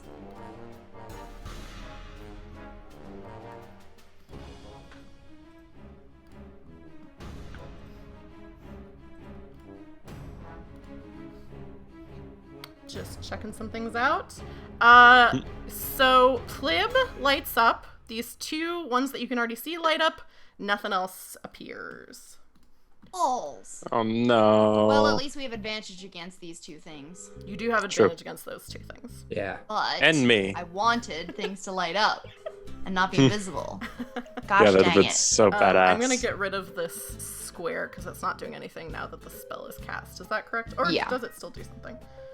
Any No, in the area? Just can't be invisible. Yeah. Cool. So I'm gonna delete that because it doesn't matter anymore. Drez, that was your action. Do you want to use any movement or a bonus action for anything? I don't think I have any good bonus actions. Cool. Smur, that's you. You are surrounded. Well, not surrounded, but you have two. In a bad, yeah. Yeah, you have In a two bad in way. front of you, and then Plib also is close to you. I Nimble Escape! do want to ask first. These zombies, are they still trapped with fear or whatever? They Not with. They're not. Well, I don't think you can see any of them. So I don't know if you know what's going on. They are trapped in like the location that they're in. Oh, that's true. That's true. But I don't think you can cool. see them. I am going to have, like, as soon as these ghosts start coming for them, Smur just starts yelling for their zombies to, like, come help, protect me. So I think Candle Papa is already on his way. Yeah. Oh, Giblets is also restrained, or not restrained. Yeah, restrained, grappled. Giblets Okay. is grappled by I think some vines come out of the top of the pumpkins and wrap around Giblets. Like Okay. a curly vine from a pumpkin. Yeah. The stab Grab his just little tail. extends. Okay. So you want Uh, Candle Papa to come? Where exactly do you want Candle Papa? I'm gonna have him come over here next to Plib. I think he should be able to make that. And attack this ghost here. Okay. This one there. So I need to do Which the he will have- slam attack. Yeah. So he will, and he has advantage on it. Yes. Nice. So That is gonna Oh. hit. 30. It does not do a ton of damage. ugh, come on, Candle Papa. What does slamming a ghost look like? I think it looks like I Candle just- Papa diving through and trying to Just- wrap his arms around and then falling to the ground. Aww. Yeah, the ghost just like a little bit of ectoplasm gets like drifts away. Yeah. Smur is. I'm going to use my bonus action to have them disengage. Okay. And run. Where do I want them to run? Just back down over here, I think. And then as they do, they just kind of reach their arm out behind them. And I'm going to cast a Snowball Swarm. Which is a 5-foot radius sphere, and I'm going to center it so it'll catch the 2 ghosts and the rest of the steps. Okay, let me draw. But not Glib. 5-foot radius sphere. So that would be like that size. Oops, I just drew another circle. That's not what I meant to do. Yeah, about that size, I think. What did I just delete? You deleted a You ghost. deleted one of the ghosts, which is fine. If you wanna... No. Bye. The ghost is back. I have to take some hit points off of it. Okay. Okay. So you want the sphere like centered here? to hit the 2 ghosts. Or do you want it here? Oh, it is like lagging in movement. So you said here, and I was like, it's on Plib. Trying not to hit Plib. I would hit the 2 ghosts. Get rid of this freaking circle. Okay. So the ghosts were there. If you wanted to hit the ghosts, did you want to hit? You wanted to hit the ghost and the stairs? You wanted to hit as much of the stairs as I can get. I just want to hit the ghost, basically. If I want to catch extra area, just in case there's something there. Cool. But so what is they have to make a saving throw?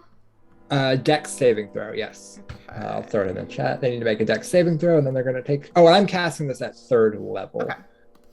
As well. So what is your spell save? 15. The first one makes it. 15. The second one also makes it. Okay, so they're going to take half damage. Okay.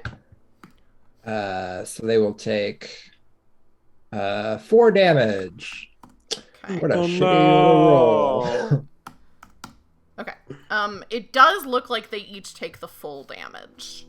Well, that's good. Yeah. It's just the wrong season for Snowball Smur. You needed to wait a Yeah, session. just wait a little bit longer. And yeah. And then I think that is Smur's turn. Okay.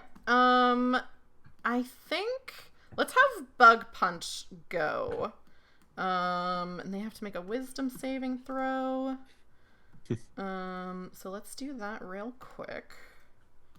And that is a success. It's turning around for me. Okay, cool.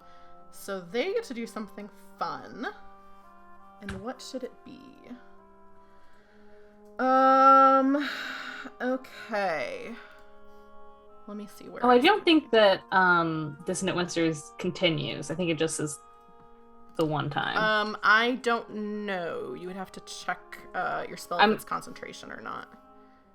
I'm looking at it, it's just the duration is instantaneous. Okay, so yeah. So. That is Yeah, I think Yeah, it was just a one time. Okay. So I have some fun options.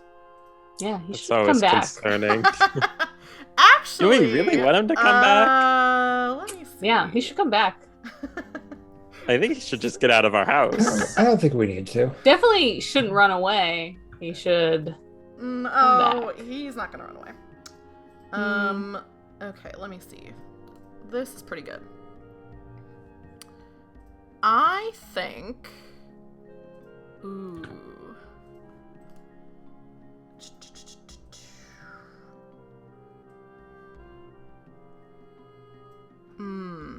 Oh, there's so many juicy options. I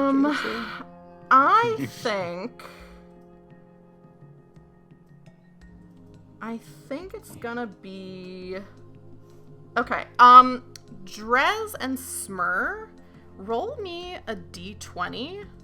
And whichever one of the two of you gets a lower number, it's not gonna be fun for you. Oh no. Okay. That's a 4 for me. Yeah, and a 9 for Drez. Smur. Smur's gonna die. This is gonna be okay. 1, 2, 3, 4, 5. I mean, if it does I know, damage. it is a squishy wizard, man. 1, Like, 2, 3, 4, 5. Ugh. Okay, that's there. I'm trying to protect you, but all my things protect against attacks, and none of them Wait, have been attacks Okay, yet. so that comes down there. I mean, I'm really no help in a fight anymore because I can't do anything against these guys. Smur, can you give me a charisma saving throw? Oof. I do not You want have- to. You have the Doesn't a nat matter. 1. So that's a total of 3. Bug punch disappears, and I think with that we're gonna cut to our next break.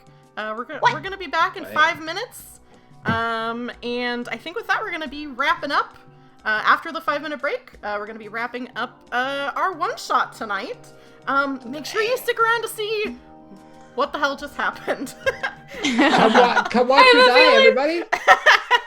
And we'll see you all in 5. Bye. Hello, everyone. We're back from our break, and we're just going to jump right back into the combat because we only have about an hour left to play. The last thing that happened was Bug Punch flew up to Smur and disappeared. And Yes, he's gone.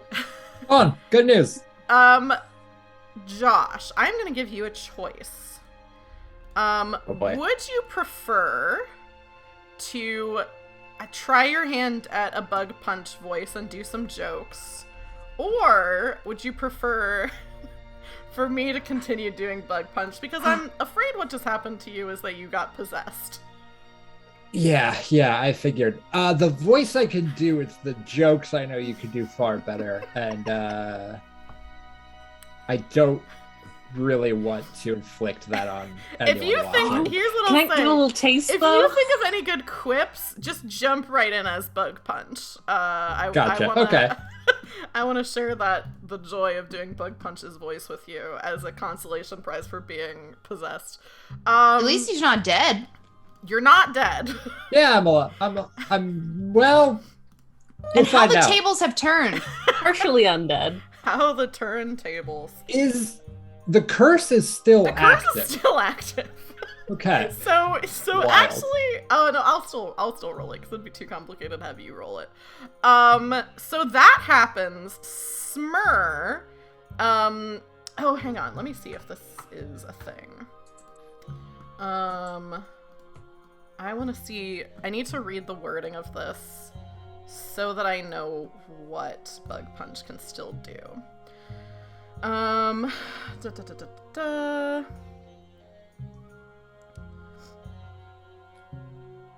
Okay, so I Smur, how much movement does Smur have? Is it 30 feet? 30 feet. Yep. You all see Bug Punch disappear, and then Smur's head starts spinning around. And while that happens, their body is running 5, 10, 15, 20, 25. I think I can get over here. Over to here. And Smur is... Oh, wait, Quig is over there. That's fine. That's still fine. Just running away, head spinning, and says, "Now this I could get used to." That's Bug Punch's turn. And now it's these guys' turn. Oh, this could be fun. Okay. Plib, can you give me I believe it's a strength saving throw? And this is not an attack. We talked about this over the break. I have everyone's ACs written down, so I was just, like, trying to expedite things.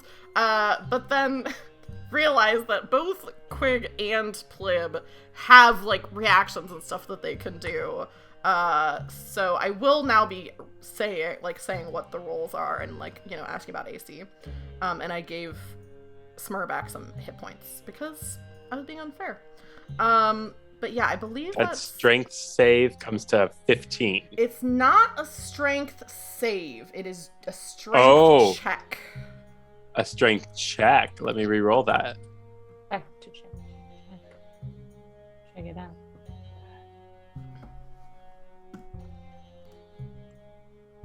And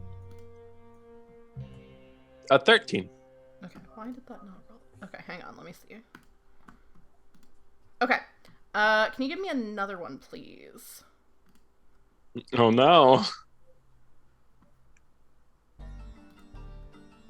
On pleb. 8. Okay, they didn't roll very well for either of those. Plib, you feel things like zooming past you and trying to pick you up off the ground, but they are not able to. Haha. Because neither of us rolled that well. But I am gonna then do this. What did it sound like as they're rushing past? I think only Plibs. I think only Plib hears this. But it does like feel like there is like a faint like sound as it like goes through you. I think each time he just kind of like a oh. Yeah, so you all just hear Plib doing that. And I think the next thing that's gonna happen, because this is a lair action, the furniture all returns to normal. But the whole house begins to shake. Everybody go ahead and make me a dexterity saving throw. No. Does that include Fake. me? Senora, It does would you not say? include you. Yeah, that's one 17 for bonus. me. Okay, that's a success. So you're standing on the wall and your boots just are gripping to the wall, so this does nothing to you. Plib, 14. you... Oh, a 14 might save, actually.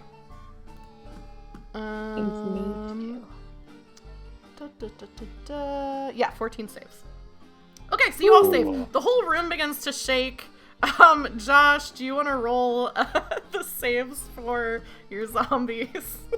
Oh, And I'll oh roll no. for Candle- Papa. Candle Papa gets the +3. Candle Papa. Oh, hey! Candle Papa may continue to be like the only one who succeeds. Oh shoot, where is my window? Just get a whole bunch of dice going. God, these zombies have such terrible It's decks. so funny. I that they have all no just idea. Nothing really I that can't- bad is happening to them, but they just can't do it. I can't see any of the rolls yet because they're just 8 million You rolled sheets. 2 nat 20s. Holy hell. But Candle Papa only got a 2, so I don't think that's gonna do it. Candle. No, Oh, Zay was able to roll for Candle Pop, it looks like. Oh, Yeah. Still okay. is only a 5. It's Okay. still only yeah, a I 5. rolled. Yes. Oh, you have it set. I you have it set to for- advantage because that was the last roll that Candle Papa did. I thought you Okay, did it would roll still for him. be. It would be 8. Because, Is gonna fail. 8 fails. Right. Makes sense. Bernard and Candle Papa fail. Cockatulu, Cockalulu, and Giblets succeed. They are like, Repairs. this happens right as they're being released from like the things that are holding them, and so all of them are bolstered and are able to not fall down. Candle Papa just falls on his butt. That's all that happens. He's knocked prone. That's the lair action. Quig, that's your turn. Oh, gosh, okay. You are no longer restrained. Oh, I'm not. Yeah, because it's a lair action. So at the start of the next lair action, it goes away. Oh, okay. So does the hammock literally like quickly unwind and just drop her onto the floor? Yes, yeah, you go. Very cartoonish. Drop. I'm going to be like, okay, and I'm gonna walk over here across my moldy wheel of cheese on this pot onto this fish on top of my piano, and say, get up on here. Yeah, okay, all right. And I'm gonna, I guess, did I see this bug go into Smur? Yes, because your head was out. So the thing was spinning around, but your head was out of the hammock, so you just see this happen. And You here- also then would have seen Smur come flying over to you with their head spinning. And that's yeah. as weird shit as you've seen Smur do, that's not normal. Yeah, the head spinning is new. You're not flying, you're just running. That's what I was checking. Bug Punch has your stats. Okay. As far as like speed and stuff like that. On top of this piano, I'm gonna say that there's like sort of a mouth harp like instrument that I think Quig was messing with, and she's gonna go and like twang it and cast Dissonant Whispers at Smur again. And what it's gonna sound like is it's gonna sound like like that one Halloween decoration. Smur, can you make me, what saving throw is that? That is the wisdom saving throw. Smur, can you make me a 14. wisdom saving throw? I can. That is one of Smur's a little bit better ones. Okay. That Oh, fuck. saves. You were gonna Okay. still take half damage though. Okay. Half psychic damage. 3d6. So 4 psychic? No, actually, Smur is going to take 9 psychic damage. What? Smur is going Smur to They take... is- saved. Half. Yeah. Sorry, I thought you were having for resistance. No, half. So, yeah, so 4. You're right. Okay. I didn't see what you... I thought I didn't see what you rolled. I had something else up. I thought you were saying that like that he had something that made his host take full damage. No, I just misunderstood. No, actually you're gonna fail this. No, actually... Let me fix that for you. No, 4 damage to Smur. Is that all you want to do, Quig?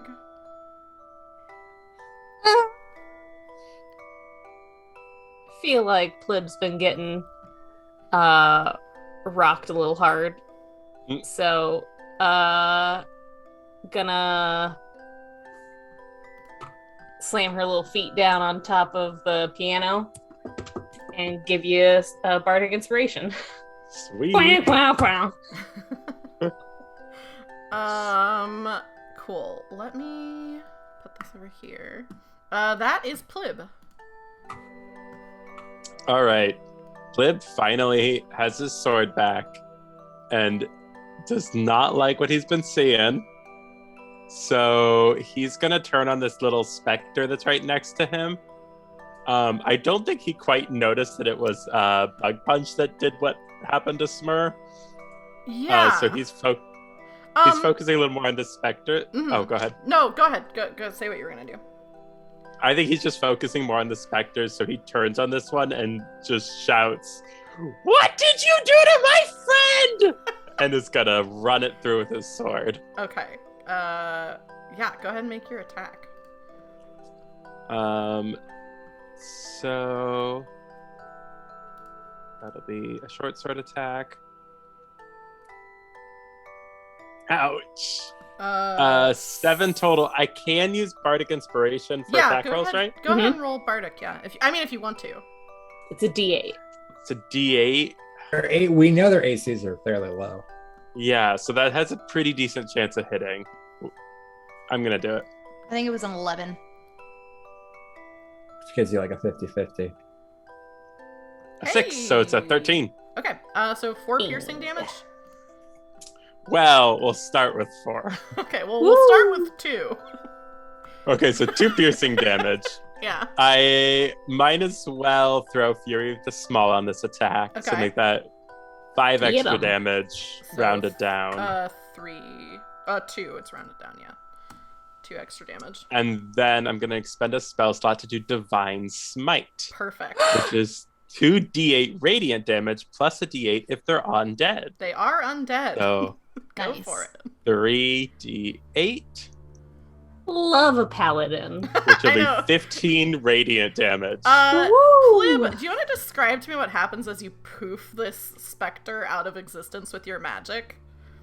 He just pulls back the sword and then runs it straight through, and like where the sword makes contact with its like incorporeal body, it's just like light flares. First, And it- when you first put your sword into it, it just like laughs like a boo from Mara, where it's just like, and then like explodes.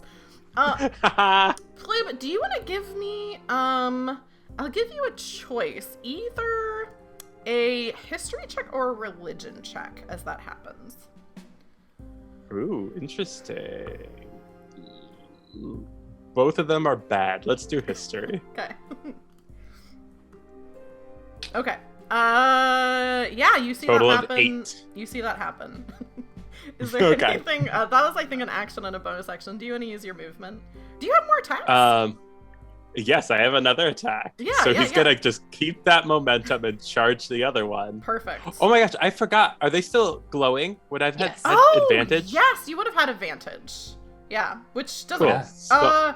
Yeah. Okay. Here's let's say roll me another melee attack, short sword attack, and we'll see if you needed to use your bardic. So we'll see if the if the second one would have hit. I see. So The second one that would have would've- hit. So hang on to your bardic. 21. And Cool, then so I still have the bardic. Then roll another attack with advantage on this other specter. Thank you. I forgot about that. Okay. That fairy fire. They're all Cool. lit up. Yeah. Advantage and short sword. Do they look like Pac-Man ghosts? They 24 to hit. 24 definitely hits, so they're gonna take 3 piercing damage. And let me see. So I will use my last level 1 spell slot to do another divine smite. Oh yeah, 'cause that's it's right. I not- forgot divine smites are not actions. It's just when you hit. Yeah, it's a That's spell. I didn't know that you could do more spells like each. That's cool. Yeah, divine Yeah. smites are just like when you hit, and then there's other kind of smites that are spell slots, like Yeah, branding divine. smite Yeah, or divine. whatever. Exactly. So with this, it'll be another 3d8. Perfect. Nice. Oh my 18 goodness. radiant damage. Nice. Yeah, Plib, you just run with your sword out and completely with your radiant magic from Maglubiat themselves run 2 of these specters completely through. They out of existence. And I think that is your turn. Yeah. Can I request though, if it's magic from Maglubiat, that it poofs and then condenses into wax and drips into the shape of candles? Oh yes, I like that a lot. Yeah. So these Very 2 cool. candles are left here. And that would be the specter's turn, but the specters are gone. That's Drez's turn. Drez, do you want to make me, I think a history check or a religion check? Well, Really, both actually, are bad. I'm gonna say don't make a religion check because you're canonically an atheist. Yes. So just a history check is your option. I know nothing. Okay. What do you want to do on your turn, Drez? Well, I was going to shoot the specters, but now I don't need to. So since that helped out last time and we still can't see those other ghosts, I'm gonna do it again. I'm casting fairy fire right around Plibish area and hoping I can light up those ghosts. Let me go ahead and do another square, just so I for sure know what you're doing. It's 20 feet, so that's Wait, I'm not doing a square right now. Why am I not? Oh, here we go. I clicked the wrong thing. 5, 10, 15, 20. Okay, I made the square. Where do you want it? That's perfect. Okay, you cast it. Plib and Candle Papa, make me dexterity saving throws. I'm already So- glowing. Oh, you're already so- glowing, so you can't do anything. So it's just Candle Papa. But this is concentrate. Fairy fire is concentration. Oh, so this is a Yes, you're right.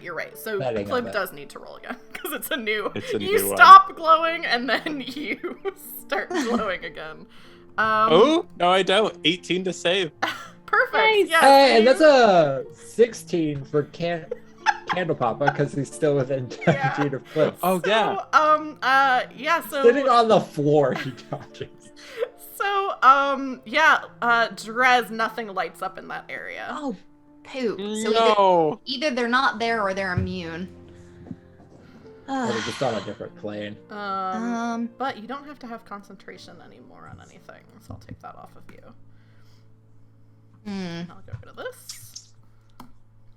I guess as my bonus action, I'll start agitating my swarm. It goes for a minute, so I'll start it now. Okay.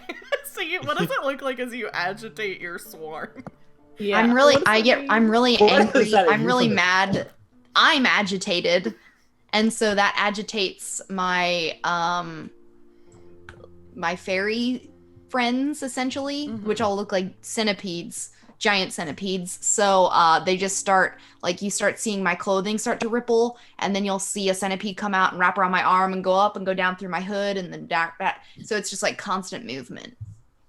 I'm also imagining in a cartoonish way they have like frowny faces as they come out because they're agitated. Yeah.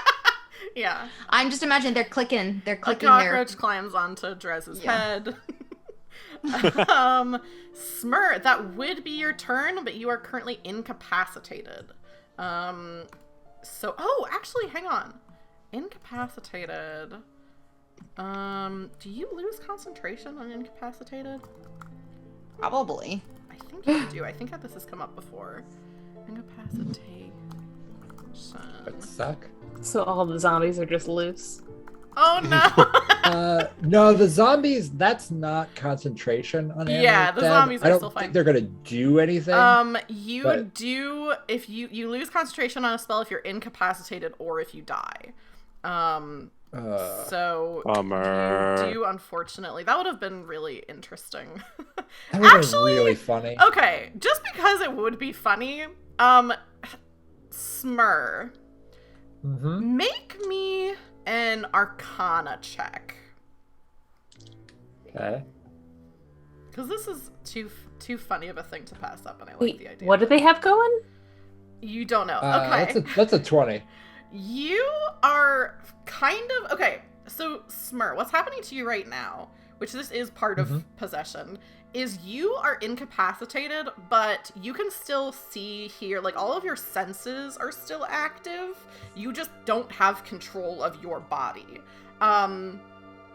What is Smur thinking right now?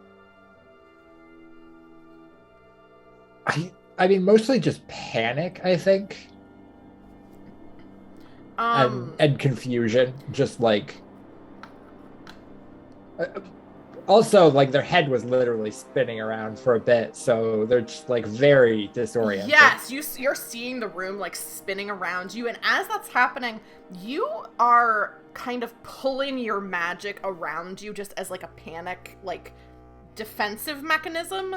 And I think you've described before that your magic is, like, a greeny, kind of, like, gross-looking... It's very sickly, yeah. So you're pulling this around you. And you hear kind of reverberating all around you. Take a look at this, Goblin. I think we might be able to get along a little bit. And you are able to maintain concentration on the spell. You still don't get to take a turn, but you maintain concentration on the spell, even though that's not how it works, because Bug Punch is next. So I'm gonna roll for them. And this is a wisdom save. Yes. Let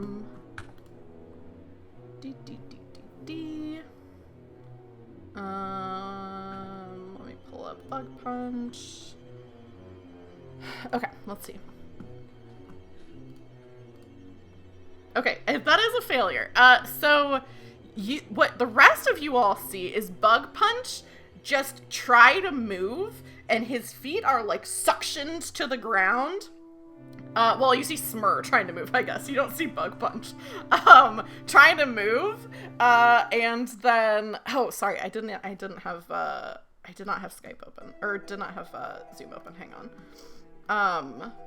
You all see, Smur trying to, like, pull themselves off the ground, and you can hear Bug Punch's voice coming out of Smur going like, okay, this isn't really funny anymore. Okay, just let me go. This shouldn't be happening. I don't really know what's going on. Okay, I thought we could get along. I don't think we can get along. And you just see Smur start, like, kind of, like, not actually punching themselves in the face, but just, like, trying to and, like, not able to do anything.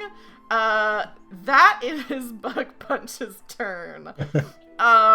Next up, are these other things, and I think, I'm not gonna target Drez since Laura's not here.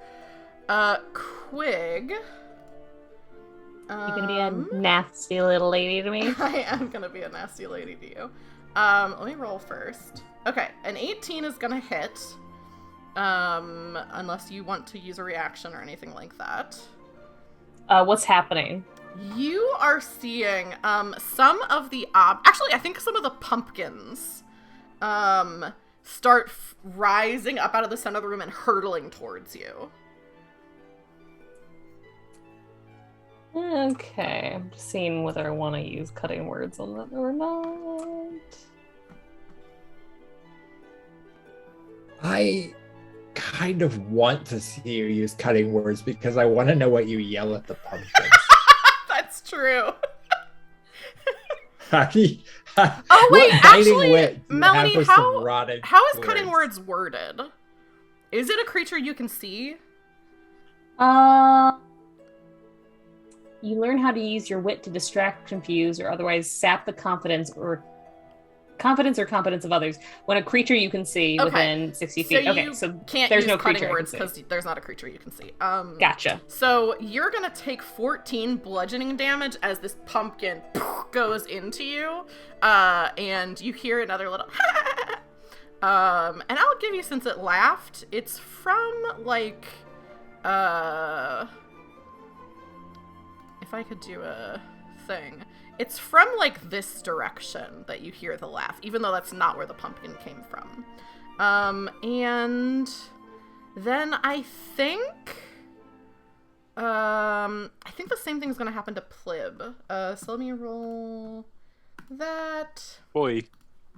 But that is a nat 1, and I think with a nat 1, you hear the laughter, Plib, and you know, because you're relatively close to it. A pumpkin whizzes through the air. You barely even look at it because it doesn't come anywhere close to you, but you hear the laughter anyway, and it's coming from here. So by, like... Oh, I'm not seeing you ping. Can you see Yeah, it? I missed that. Oh, sorry, Yeah. I'm in the wrong layer. You see it from Oh, okay. That's where that is, and then did you see the other ping that I did for you, Quig? No. Okay, yours was from this direction. Okay. And it was 14 damage that happened to me? No, 4 damage. 4, okay. Yeah, not very much. It's like, those pumpkins are heavy. And then, man, the way that I rolled, I hate rolling low, but like, I also hate having a bunch of my turns back to back to back. So it's a lair action. And I think it's going to be, I already did the room shakes, I can't do that again. Let's do some strength saving throws. Quig, you definitely have to do one. Smur has to, oh no, Smur does not have to do one. Smur's, Strength saving, okay. strength saving throw. Plib, you do not have to do one. Cool. What was that, Josh? Do the zombies need to roll? They do. Candle Papa does. Giblets does. Yeah, they're all in the same place as they were last time. So they all have to roll. It's a DC 13. Plib, you do not. Smur does not. And I'll just say for ease, since Laura's not here. You so can use your inspiration because it's a save. Yes, you can use your inspiration. Quig makes it with a 15. Perfect. Let me put some tokens on. What did you say the pass was? 13. So Cockatoo fails, definitely. Candle Lulu fails. and Bernard. Candle Papa just barely fails. Candle Papa and Giblets just barely fail. And Cockatoo fails drastically. Yeah, so the same thing as before. Quig, the keys of the piano start like stretching up to wrap around you, and you're kind of like jumping out of the way. The pumpkin vines wrap around Candle Papa and Giblets. And the chair grabs Cockatoo again. But Quig, Aww. that is now your turn. When Smur was telling us what their resistance, You were saying everything was a resistance again, right? Like bug punch as well. Yes. Give me an Arcana check, if you want to. Okay. Just for free. Kind and benevolent PM. Yeah. That's an 11. You don't know what the situation is with Smur now, or with Bug Punch now that he's in Smur. It might be the same, it might not be the same, you just don't know. And also, give me either a history check or a religion check. I'll extend to you the same offer I've been extending some other people.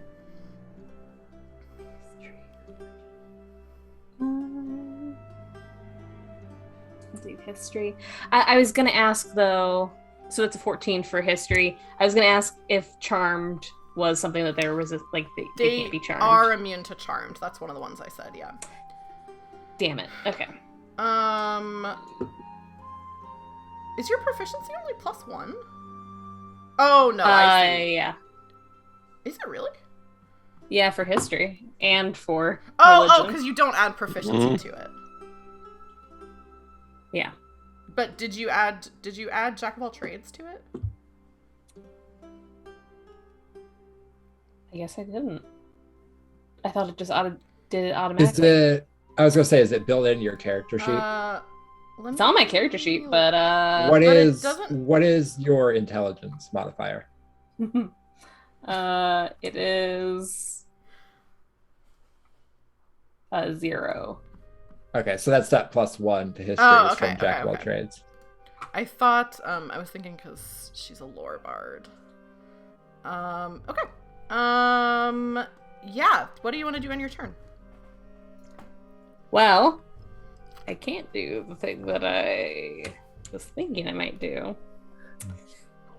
So, I will... Oh, gosh.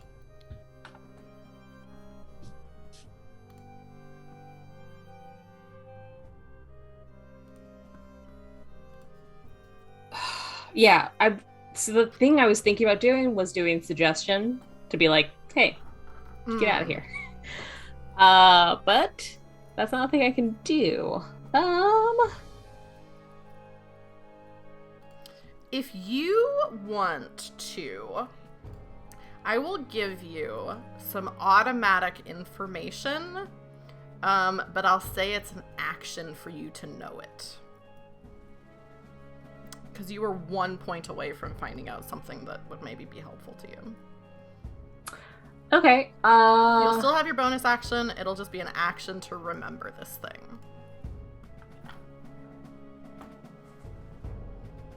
Okay, yeah, I'll do that. So you're thinking of like, okay, I was gonna do this thing, but like I can't because the thing is immune to it. And you're just kind of thinking of like, what are my options? What are my options? It occurs to you that the whole reason why you're in this situation possibly is because of this curse thing that you did, where it's like curses are broken, and like you're like ghosts a lot of times are like cursed to like be certain places, and now it seems like they're not. But then you're thinking like curse, and you remember that like the witches and then also just you as goblins have stashed some cursed items here in the house that you all haven't really messed with because you were like, oh, these are cursed, like we're not gonna do this. So you do think, like, I think specifically, you are thinking that there are some, hang on, let me go over to this. You're thinking that, oh, here it is. You know that there's like a cursed bow that's somewhere around here. You know that there's a cursed sword that's somewhere around here, a cursed dagger, and also you know that there's like this is from before you were even living here. This is something that the witches had. This, not their main spellbook, but a different spellbook that looked real cursed. And so it occurs to you, and you know where all these things are, but it occurs to you like, oh, Like, those might be some pretty rad items, and they're probably not cursed anymore. That's so cool. Okay. Okay, so I remember that. Do I have any inkling of where? Yes, I would say you know where they are. And they're pretty much all on the first floor. I think, like, the book, is on these bookshelves that are over here. Because that's where pretty much all the books are. I think, the sword is over here. Am I on the right layer? Yeah, I am. It's over here. You can actually see it sticking out of the wall. There's some, like, weapons and stuff sticking out of the wall. I think the bow, is like somewhere here, and I think the dagger is like somewhere in this pile of stuff down here too. So actually, I think all of it you might be able to grab. 5, 10, 15, 20, 25, 30. You might not be able to get to the sword, but you can get to the dagger, the bow, and the book. Okay. Would you say that the book that we had looked at previously said something similar to Handbook for the Recently Deceased? Would it say something like that? I wish it did. It didn't. I didn't think about that. It's different in nature than that. Okay. Then she's going to clang her way down the piano here, making like fart noises with her mouth as she does so, as she jumps off, giving bardic inspiration to Smur. Smur still has bardic inspiration. Yeah, it doesn't stack. Oh, right. Does anyone use it? I didn't end up needing to use mine. I didn't either. Cool, I'm just a real liberal with them. I'll give that to Giblets. Okay. They've been having a hard time. Oh. Bardic inspiration, yeah. And then I'm gonna run over here to try to find this book. I believe I have enough movement for that. I believe you do. You have 30 feet, right? So you're there. Yeah. More than enough. Also, you find the book. It says. Look, it's not even connected. It's called the Librum of Souls. And it looks like some kind of magic thing that Smur could probably use. If you want to grab the dagger at the same time too. The dagger and the bow, actually, if you wanted to, you could. Those are. Sure, I just start loading up my arms. Yeah, I'm going to, just for the sake of ease, I'm not gonna have you like, hang on. I'm not gonna have you do identify or anything like that. So I'm going to give. You should, if you go to your handouts and roll 20. You should see some things that have popped up.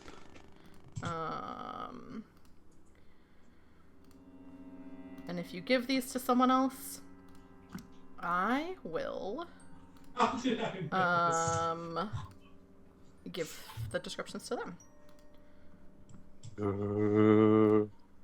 Please share. You do know that the dagger is magical, and the bow is magical, which seems helpful to your current situation. Plib, quick, if you want to, you can tell Plib about this sword. Yeah, I think as she remembered that as she jumped down, is probably like, guys, those cursed items, we can use them, and she like runs over to get them all. When I pick up that dagger, what do I see? It's like a black dagger made of like onyx, basically. It's pretty small, but as you wrap your hand around it, I will also say, normally you'd have to be attuned to it. You grab it and immediately, I think that's why you know like what the stuff does. You grab it and like the dagger you're immediately attuned to. And yeah, it's this really vicious looking little onyx dagger. The reason why I ask is because whoever's attuned to it gets blind sight. Yes. So I'm wondering what I see around our place. I think blind sight basically, the way that I understand it for D&D is if like the lights were out or like you couldn't see anything. It's not true sight. It's blind sight. So like that's it's like what I was reverberations, that kind of thing. But it is also like a magical weapon, so the damage from it is magical damage. Gotcha. Yeah, Plib, that's you. Oh. So where's this magical sword at? It is in the wall over here. Clip would know. I think we all are aware of these things because we were just all like kind of like. Yeah, we don't have many rules of the house. So but... especially Plib has absolutely tried to put them someplace safer. I'm sure. Well, but if it's cursed, Plib, this sword is a blight upon Plib's existence because he wants to clean it up and he can't touch it. Yeah, and so it's just So in he, like- the wall. Wait, how is anything? Sorry if I missed this. How is anything cursed? It's not anymore. So that's the thing. Okay. Is Quig was like, oh, we have these magic weapons and they're not cursed anymore. Gotcha. Yeah, but there had definitely been days Plib like spent like hours just staring at it hatefully, wanting it to be elsewhere. It's your time. It's your time to I shine. imagine this is the one thing that Plib would be like, Smirk, can you just help? Can you make the zombies move this? Yeah. And Smirk's like, no, it's fine. Just leave it. It's fine. We might need it. Yeah, so I think Plib is going to dash, so 10, 20, 30 as a dash action, run up, grab it. Yeah, you. I'm gonna put something in your journal. So if you go to the little handouts tab and roll 20, you should be able to see this. As soon as it's in your hand, you are attuned to it. It is called the Corpse Slayer. Yeah. cool. You have it in your Just hand. kidding, Is there anything that you want to do? You use your action. Well, can you? Is it a bonus action to dash for, or it's just disengages, right, for goblins? Yeah. Yeah. So, but I still have some movement left. I will finish that up to run to here Cool. towards Smur. Yeah. I don't think I really have a bonus action. Cool. Then that's gonna be Drez. Drez, you heard Quig say this thing. You can see that Quig's holding this cool-looking bow. Too bad she's so far away. Yeah. Did we kill anything else? No. No. All you can see right now is Smur. And that's it. Can I say that Plib pointed or called out to where the one ghost was that I located? Oh, right. Oh, yeah. So you all know that there is a ghost here. And you also know that there's one somewhere in the area that green arrow is going, because Quig heard it. You see Quig with like the bow kind of over her arm, like in an awkward way, and she's just kind of like motioning to you, like, "Hey, a bow." Yeah. So there's a ghost next to me, and well, I need the bow to end this, I guess. So I guess I will dash. If you dash get up it. the wall, you won't even have to go around. Like, you could just go on the ceiling if you want to. Okay. So then okay. you don't have to So go around all the furniture and over stuff. here, I can dash 60 feet, which is just about that. Cool. Yeah, Nice. I think you can grab the Wild. bow. And I'm Here. gonna put this in. Oops. Wait, is it a thing though that you're still running on the ceiling and you just toss the boat up? It must be to her? because I can't quite go that far. Yeah, if I go up and onto the Yeah, ceiling, yeah. you're gonna have to throw the bow to me. Let me put this. I'll put it in Laura's. Oh, here we go, Drez. Okay, you should be able to see it now. Sweet bone counter. Whoa. You should take it out of my inventory, even though it's cool to look at. Cool, I'll take that of yours. Goodbye, Ooh. bone counter. Cool. Then, Drez, that was your action. Do you have anything that you want to do as a bonus action? Bonus action was the dash, I think, right? Can't I? Yeah. I think it's Just just disengage and hide. and hide for goblins. Okay. Dash is rogues. Okay. bonus action. No, I can't do anything else. Cool. Smur, you go ahead and give me another Arcana check. And what are you saying? You can hear Bug Punch talking to you and going like, "Oh, all right, buddy, come on. This is funny, but you really shouldn't be able to do this. Just let me go. Just let me get just let go of the magic. Just let me get. It's gonna be real fun for all of us if you just let me go." If you leave, you can go. If you just leave, just get out, you can go. And this is our house. No, this is my house now. I gotta get you all out of here. It's part of my whole job. If I let any of you go, it's gonna look real bad on my resume. Sucks for your career, I guess. Smurf, I got a 15. You just make maintain holding this magic around you and maintaining concentration. Because I was gonna use Bardic Inspiration. Oh yeah. If it's a save, you are within 10 feet of me now. That's true. It's just a check. Oh, it is just a check. It's Arcana. God. Yeah. It's just Arcana. That's Bug Punch's turn. Let me make a save for him, or a check, I should say. Bug Punch.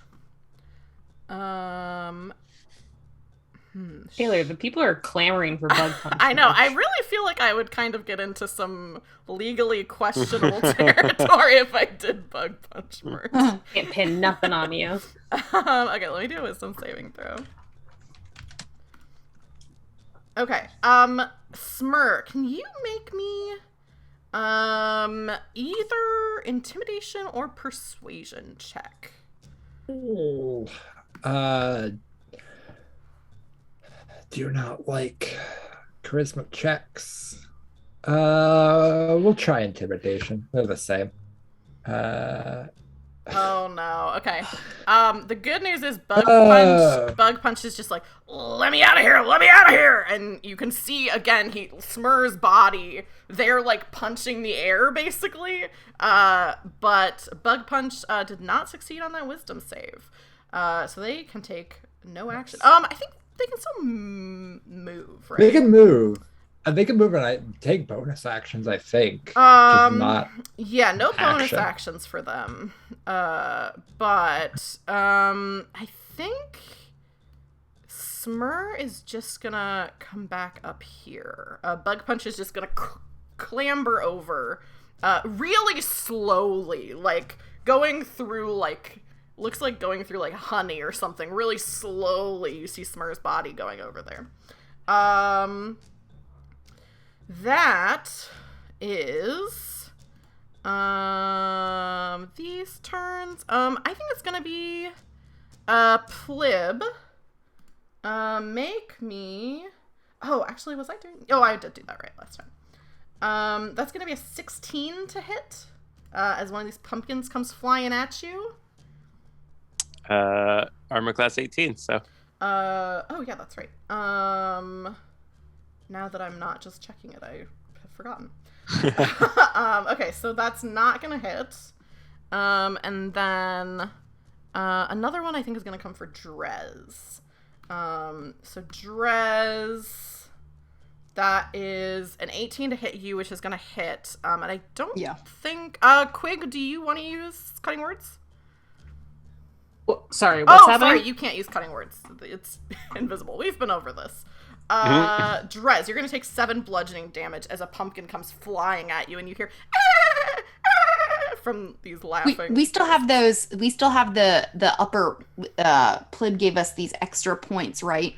Yes, you have 5 extra hit points. Yeah. And I took how many? 7. 7. Okay. And then I think it's just gonna be the room shaken again. Oh wait, actually, there's another one that I forgot about. I'll just do the room shake. Everybody go ahead and make me dexterity saving throws. Just for the sake of time, we're gonna skip the zombies, because although that is funny, it's 10-26. Dex save. I mean, I'm not doing anything else, so it's quick for me. Yeah. 18. Okay. Give me a roll for giblets. 8. No, don't bother rolling for giblets. This is fine. It just knocks people prone, so it's not really life or death. Drez, you fall off the ceiling as you fall down. No. Because you go prone. And I think it's just a d6 of damage. So let me roll that. 3 damage as you the shaking room jostles your feet off of the ceiling, and you fall to the floor right by Quig. Quig, you fall, but just onto your butt. And Plib made the save. That's the lair action. Quig, that's you. You can see Bug Punch is up on the tile, up on the pile of these pumpkins, and just going like, what are you doing to me? This never happened before. When I possess somebody, I possess them. You know, there's no half possession. There's no, what's going on? And Smur's head is just spinning around wildly.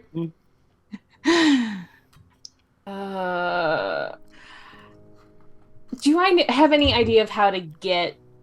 Do I have any knowledge of how to get a spirit outside of somebody? Roll me whatever... I would say this is probably Arcana to know this, but if you have a pitch for something else you'd rather roll, I would be willing to entertain it. Arcana makes sense. I rolled a 3, making that a 6. You don't know. Listen when based Smur on these was rolls, it talking seems about like you don't... possessions. Sorry, what was that, Josh?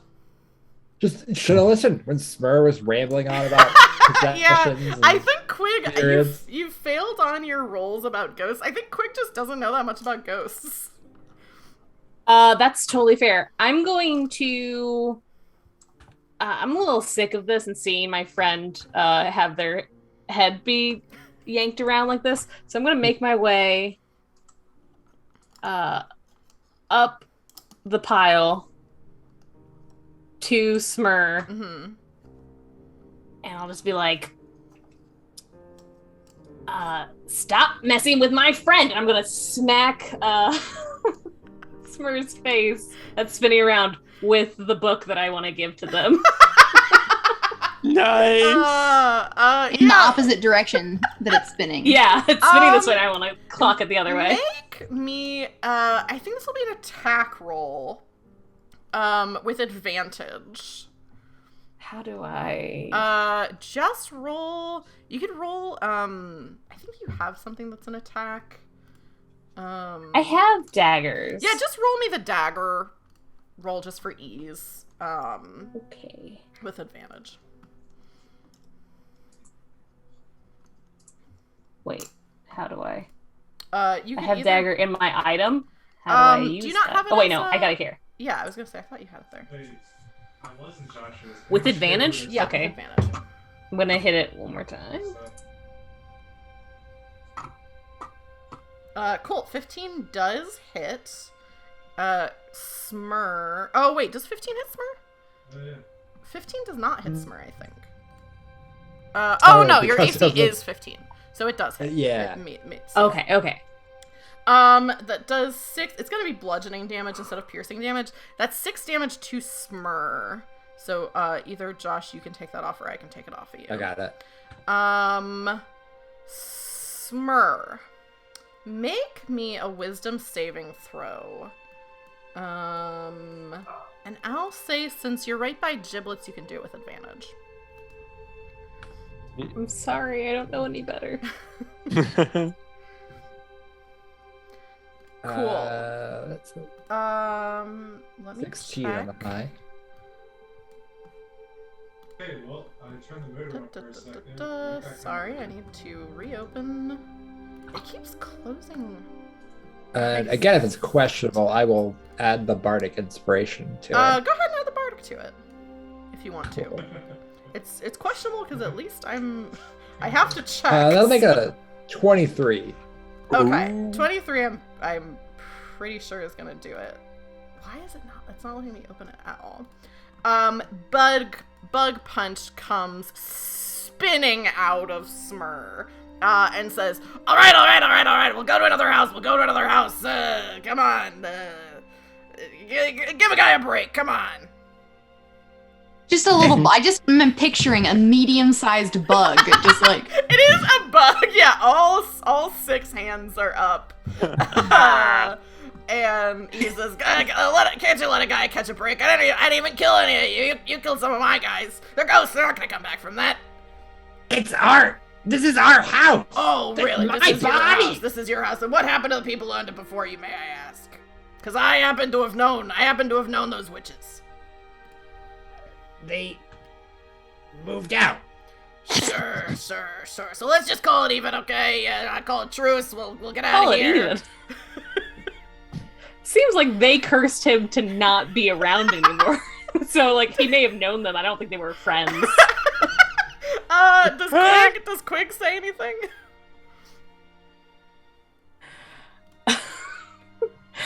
I think maybe it'd be like, what, you good friends, huh? Good friends leaving you cursed it.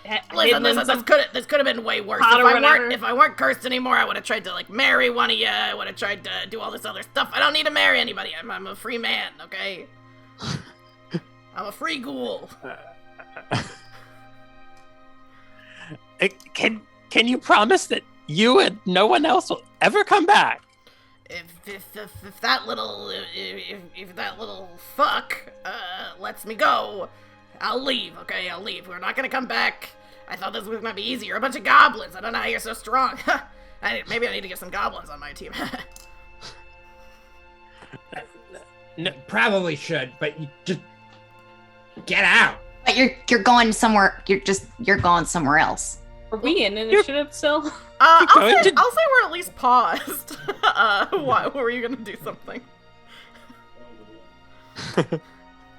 Are you just going to do this to someone else? What do you want me to be homeless? Oh, not in my backyard. That's what all you folks are. Wow.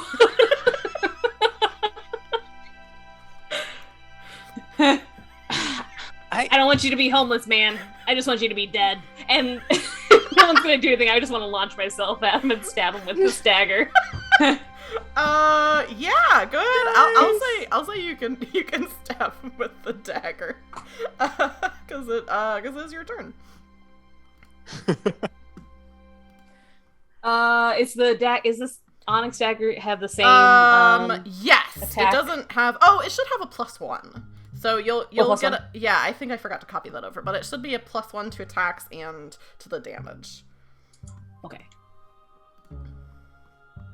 And I need to. Nice. That is a 25, making it a 26 with that +1. Definitely gonna hit. Damage of damage. 8 piercing damage. Okay, where the hell did I put bug punch? Nice. Ooh, oh, my back just cracked. I feel good. Okay, let me get them. Stabbing ghosts really does feel good. Stab him right in his freaking thorax. Would you say that you're busting this ghost right now? I do feel good, so. Okay, bug punch is there. Quig. Okay, so 7 piercing damage. With this magical weapon from Maglubiet, bug punch is like, ugh, what do I gotta do to get a break around here? Plib, that's your turn. Blib was gonna try to talk reason, but he does not want this happening to anyone else. So he's going to Captain's orders. likewise climb the stack and I don't see- charge Bug Punch with his new sword. Perfect. So cute. So let's see. It's Picturing a short. Flib going up these pumpkins is very cute to me. Yeah, you're like they're like kind of falling down. Falling as he's trying to, so it's not epic at all, even though he's very serious looking. A 19 definitely hits. That's Okay. 3 damage, which with the magic weapon it does. Oh, is it 4 damage? Because it's a plus. It's a +1, so that's 4 damage, 4 magic damage. Then. Yes. So now, when you do that, he's like, "Hey, give me a break! Hold on. I surrender! I said I was getting out of here." It also does it. The weapon does an additional D8, Go ahead and roll it.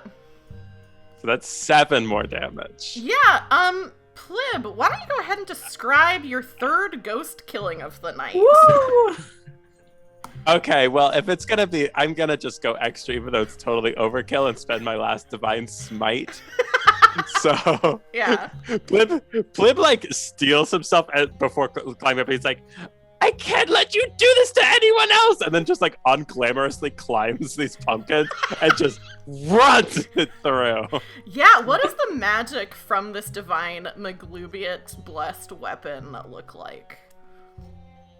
Oh, it looks like, I think it has to like turn him into the whack, like dripping blood wax. Yeah, so you see Bug Punch, this bug's outline, turn into like wax, and then like the fabric of space and time opens up underneath Bug Punch, and you can just hear like the wax lips are the only thing that are moving, and he's like, "Oh, not this again!" And a black and white striped monster shoots out of the void, eats Bug Punch whole, and then sucks back in. It closes around it.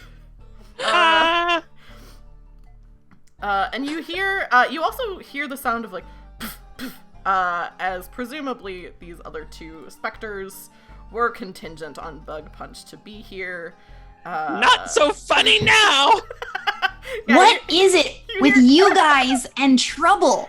I feel like I used to have a normal life until I met you all. It's usually pretty quiet when you're not around. Yeah. Honestly, it's when you show up that things like this It is happen. when you show up. So- Plib, the pumpkins that you're standing on, disappear out of existence. You fall to the ground. The light in, I think there's two. Oh, I forgot to change this. The two fireplaces should have not had fire in them. I forgot to change that when I did the map. The fire comes back on. If anyone looks out, We left a fire. We just left the fire going when we left the day before. Gotta keep Yeah, it we warm. want it to be warm when we get back. Dang. even though it's spring. If anyone looks outside, you can see the trees, like the leaves of the trees go like in backwards, like back up onto the trees. And it looks like it did when you left. Oh, God. Pats Plib, like, very awkwardly just kind of like pats Plib on the back as like, I guess there's a reason we keep you around. Thank you. Pib pats back and uses some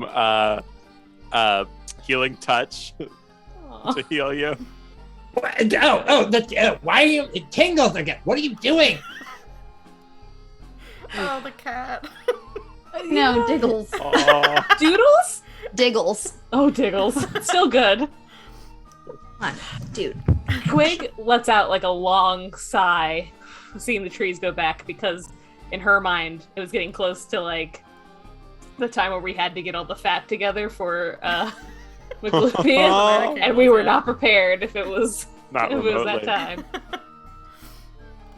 I think Plib gets up and just dragging the new sword behind him goes up the stairs.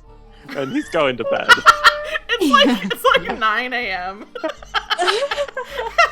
Yeah, I think I would just give a huge sigh, go sit in the armchair in front of the fire, and be like, all right, I'm taking a 20, and then I'm out. Yeah, And yeah, then- just crash wherever, it's fine. I want to know, is That Quig... little freak didn't leave like a body around anywhere, did he?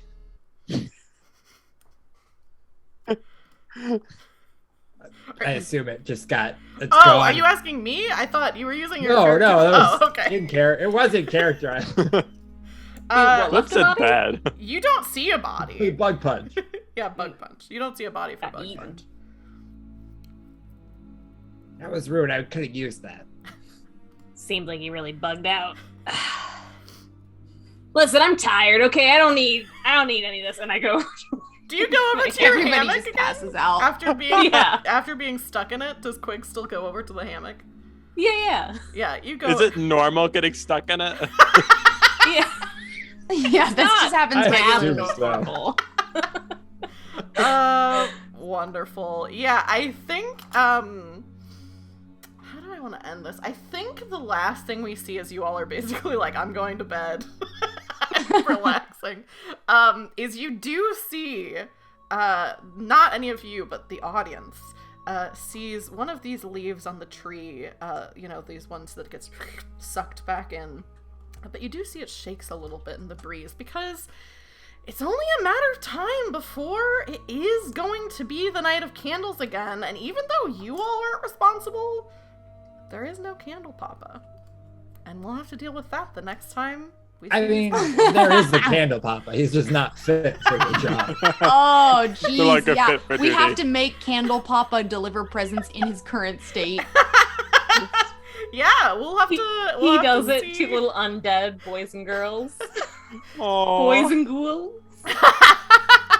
We'll have to see. We'll have to see what happens. But that's where I'm gonna call it for tonight. We went a little bit over, but not as far over as we have for other ones. So I'll go with a win. Honestly. Thank you, everyone. Thank you all so much for hanging out with me and playing this game, and thanks everyone for chat and everyone in chat for hanging out as well. Before we wrap up, I am going to let the players let you know, for anyone who's missed the first couple times we did this, reintroduce themselves and let you know what else they've got going on. This time we're going to start with Jordan, who is playing Playba tonight. Jordan, what other kind of stuff do you have going on the internet that people can check out? I am not really on the internet. The only thing you could find for me is the Woes of Whitby podcast on most podcatchers. As Taylor said earlier, it is good for this season, and there is a follow-up that's good for the next holiday season. That's true. There's a follow-up. Yeah, we did a there's- Christmas one last there's a year. little Christmas one, I haven't listened to it. yeah. It's very I need to. good. It's You very could save fun. it then. Oh my gosh. Let's see, who am I gonna go to? I guess I'll go to Melanie next. What other stuff have you Since got I'm going being on? very loud during other people's. Yeah, since you won't shut up, I'll go to you next. Fucking yelling. Hi, I'm Melanie. I got to be a gross little goblin tonight with people I really enjoyed. It was wonderful. You should listen to Woes of Whitby. It's excellent. You should subscribe to this channel if you don't already. I'm a 9-month subscriber, so just saying. Yeah. And A the thing patron that I of was the promoting arts. before is my partner's itch account and Twitch account, which I'll do a little shout out. I don't know if it'll work or not. I don't know why it didn't work. I don't know why it didn't work either. But if they just commented with little quigs, so if you follow them there, they can get emotes eventually. Yeah. And they're about to release their game, which I don't think I said before. It's OK Cryptid, where you get to, using a tarot deck, investigate and then date and smooch a cryptid of your choice. And it's very good. I have yet to Oh, play right, you it. play tested, right? Yeah. I did get to play. I played an early version of it. It is very good. It was a lot of fun.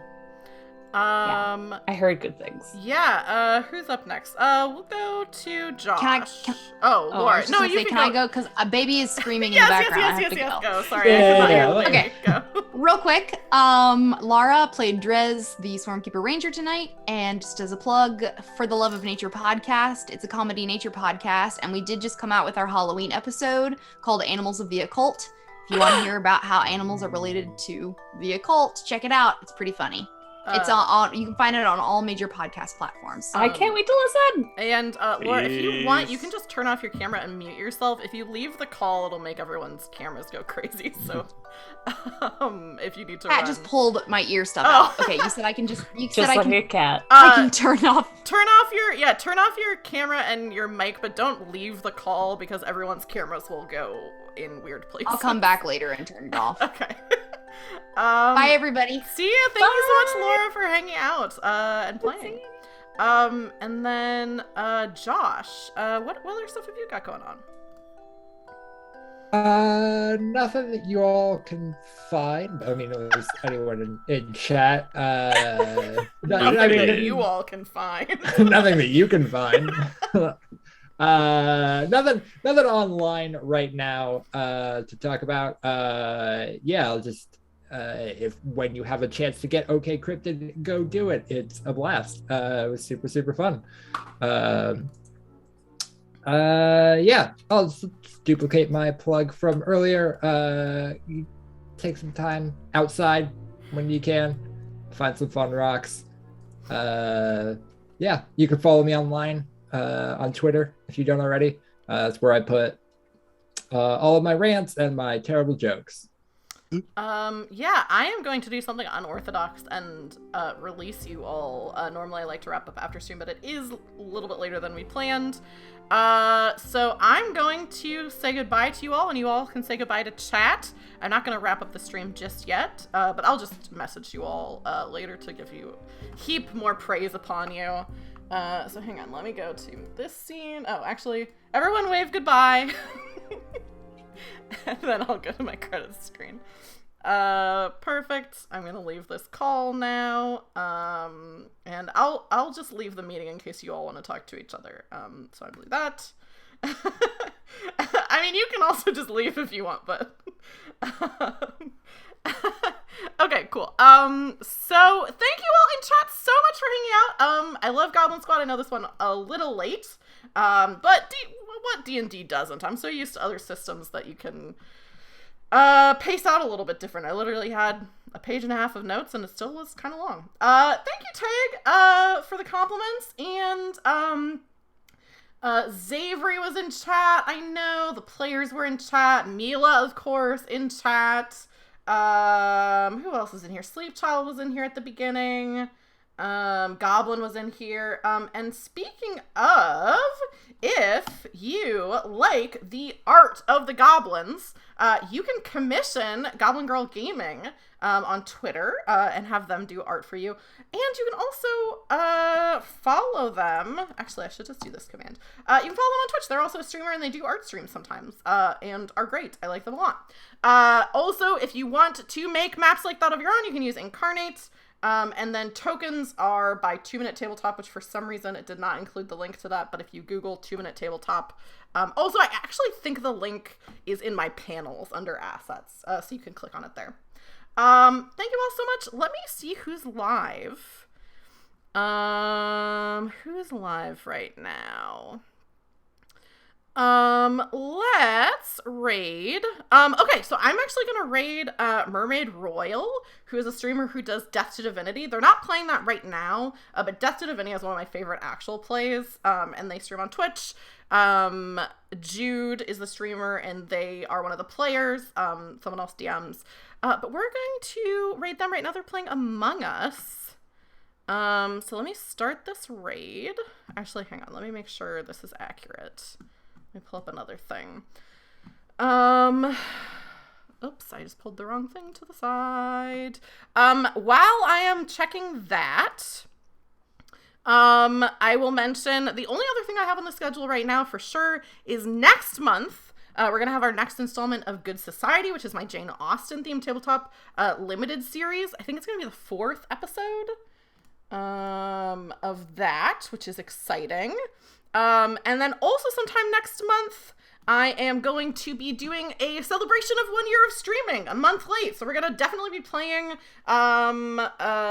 what's it called? Mario Kart. So anyone has Mario Kart, we're going to try to play that online. We're probably going to play some Among Us. We're going to do some other fun stuff.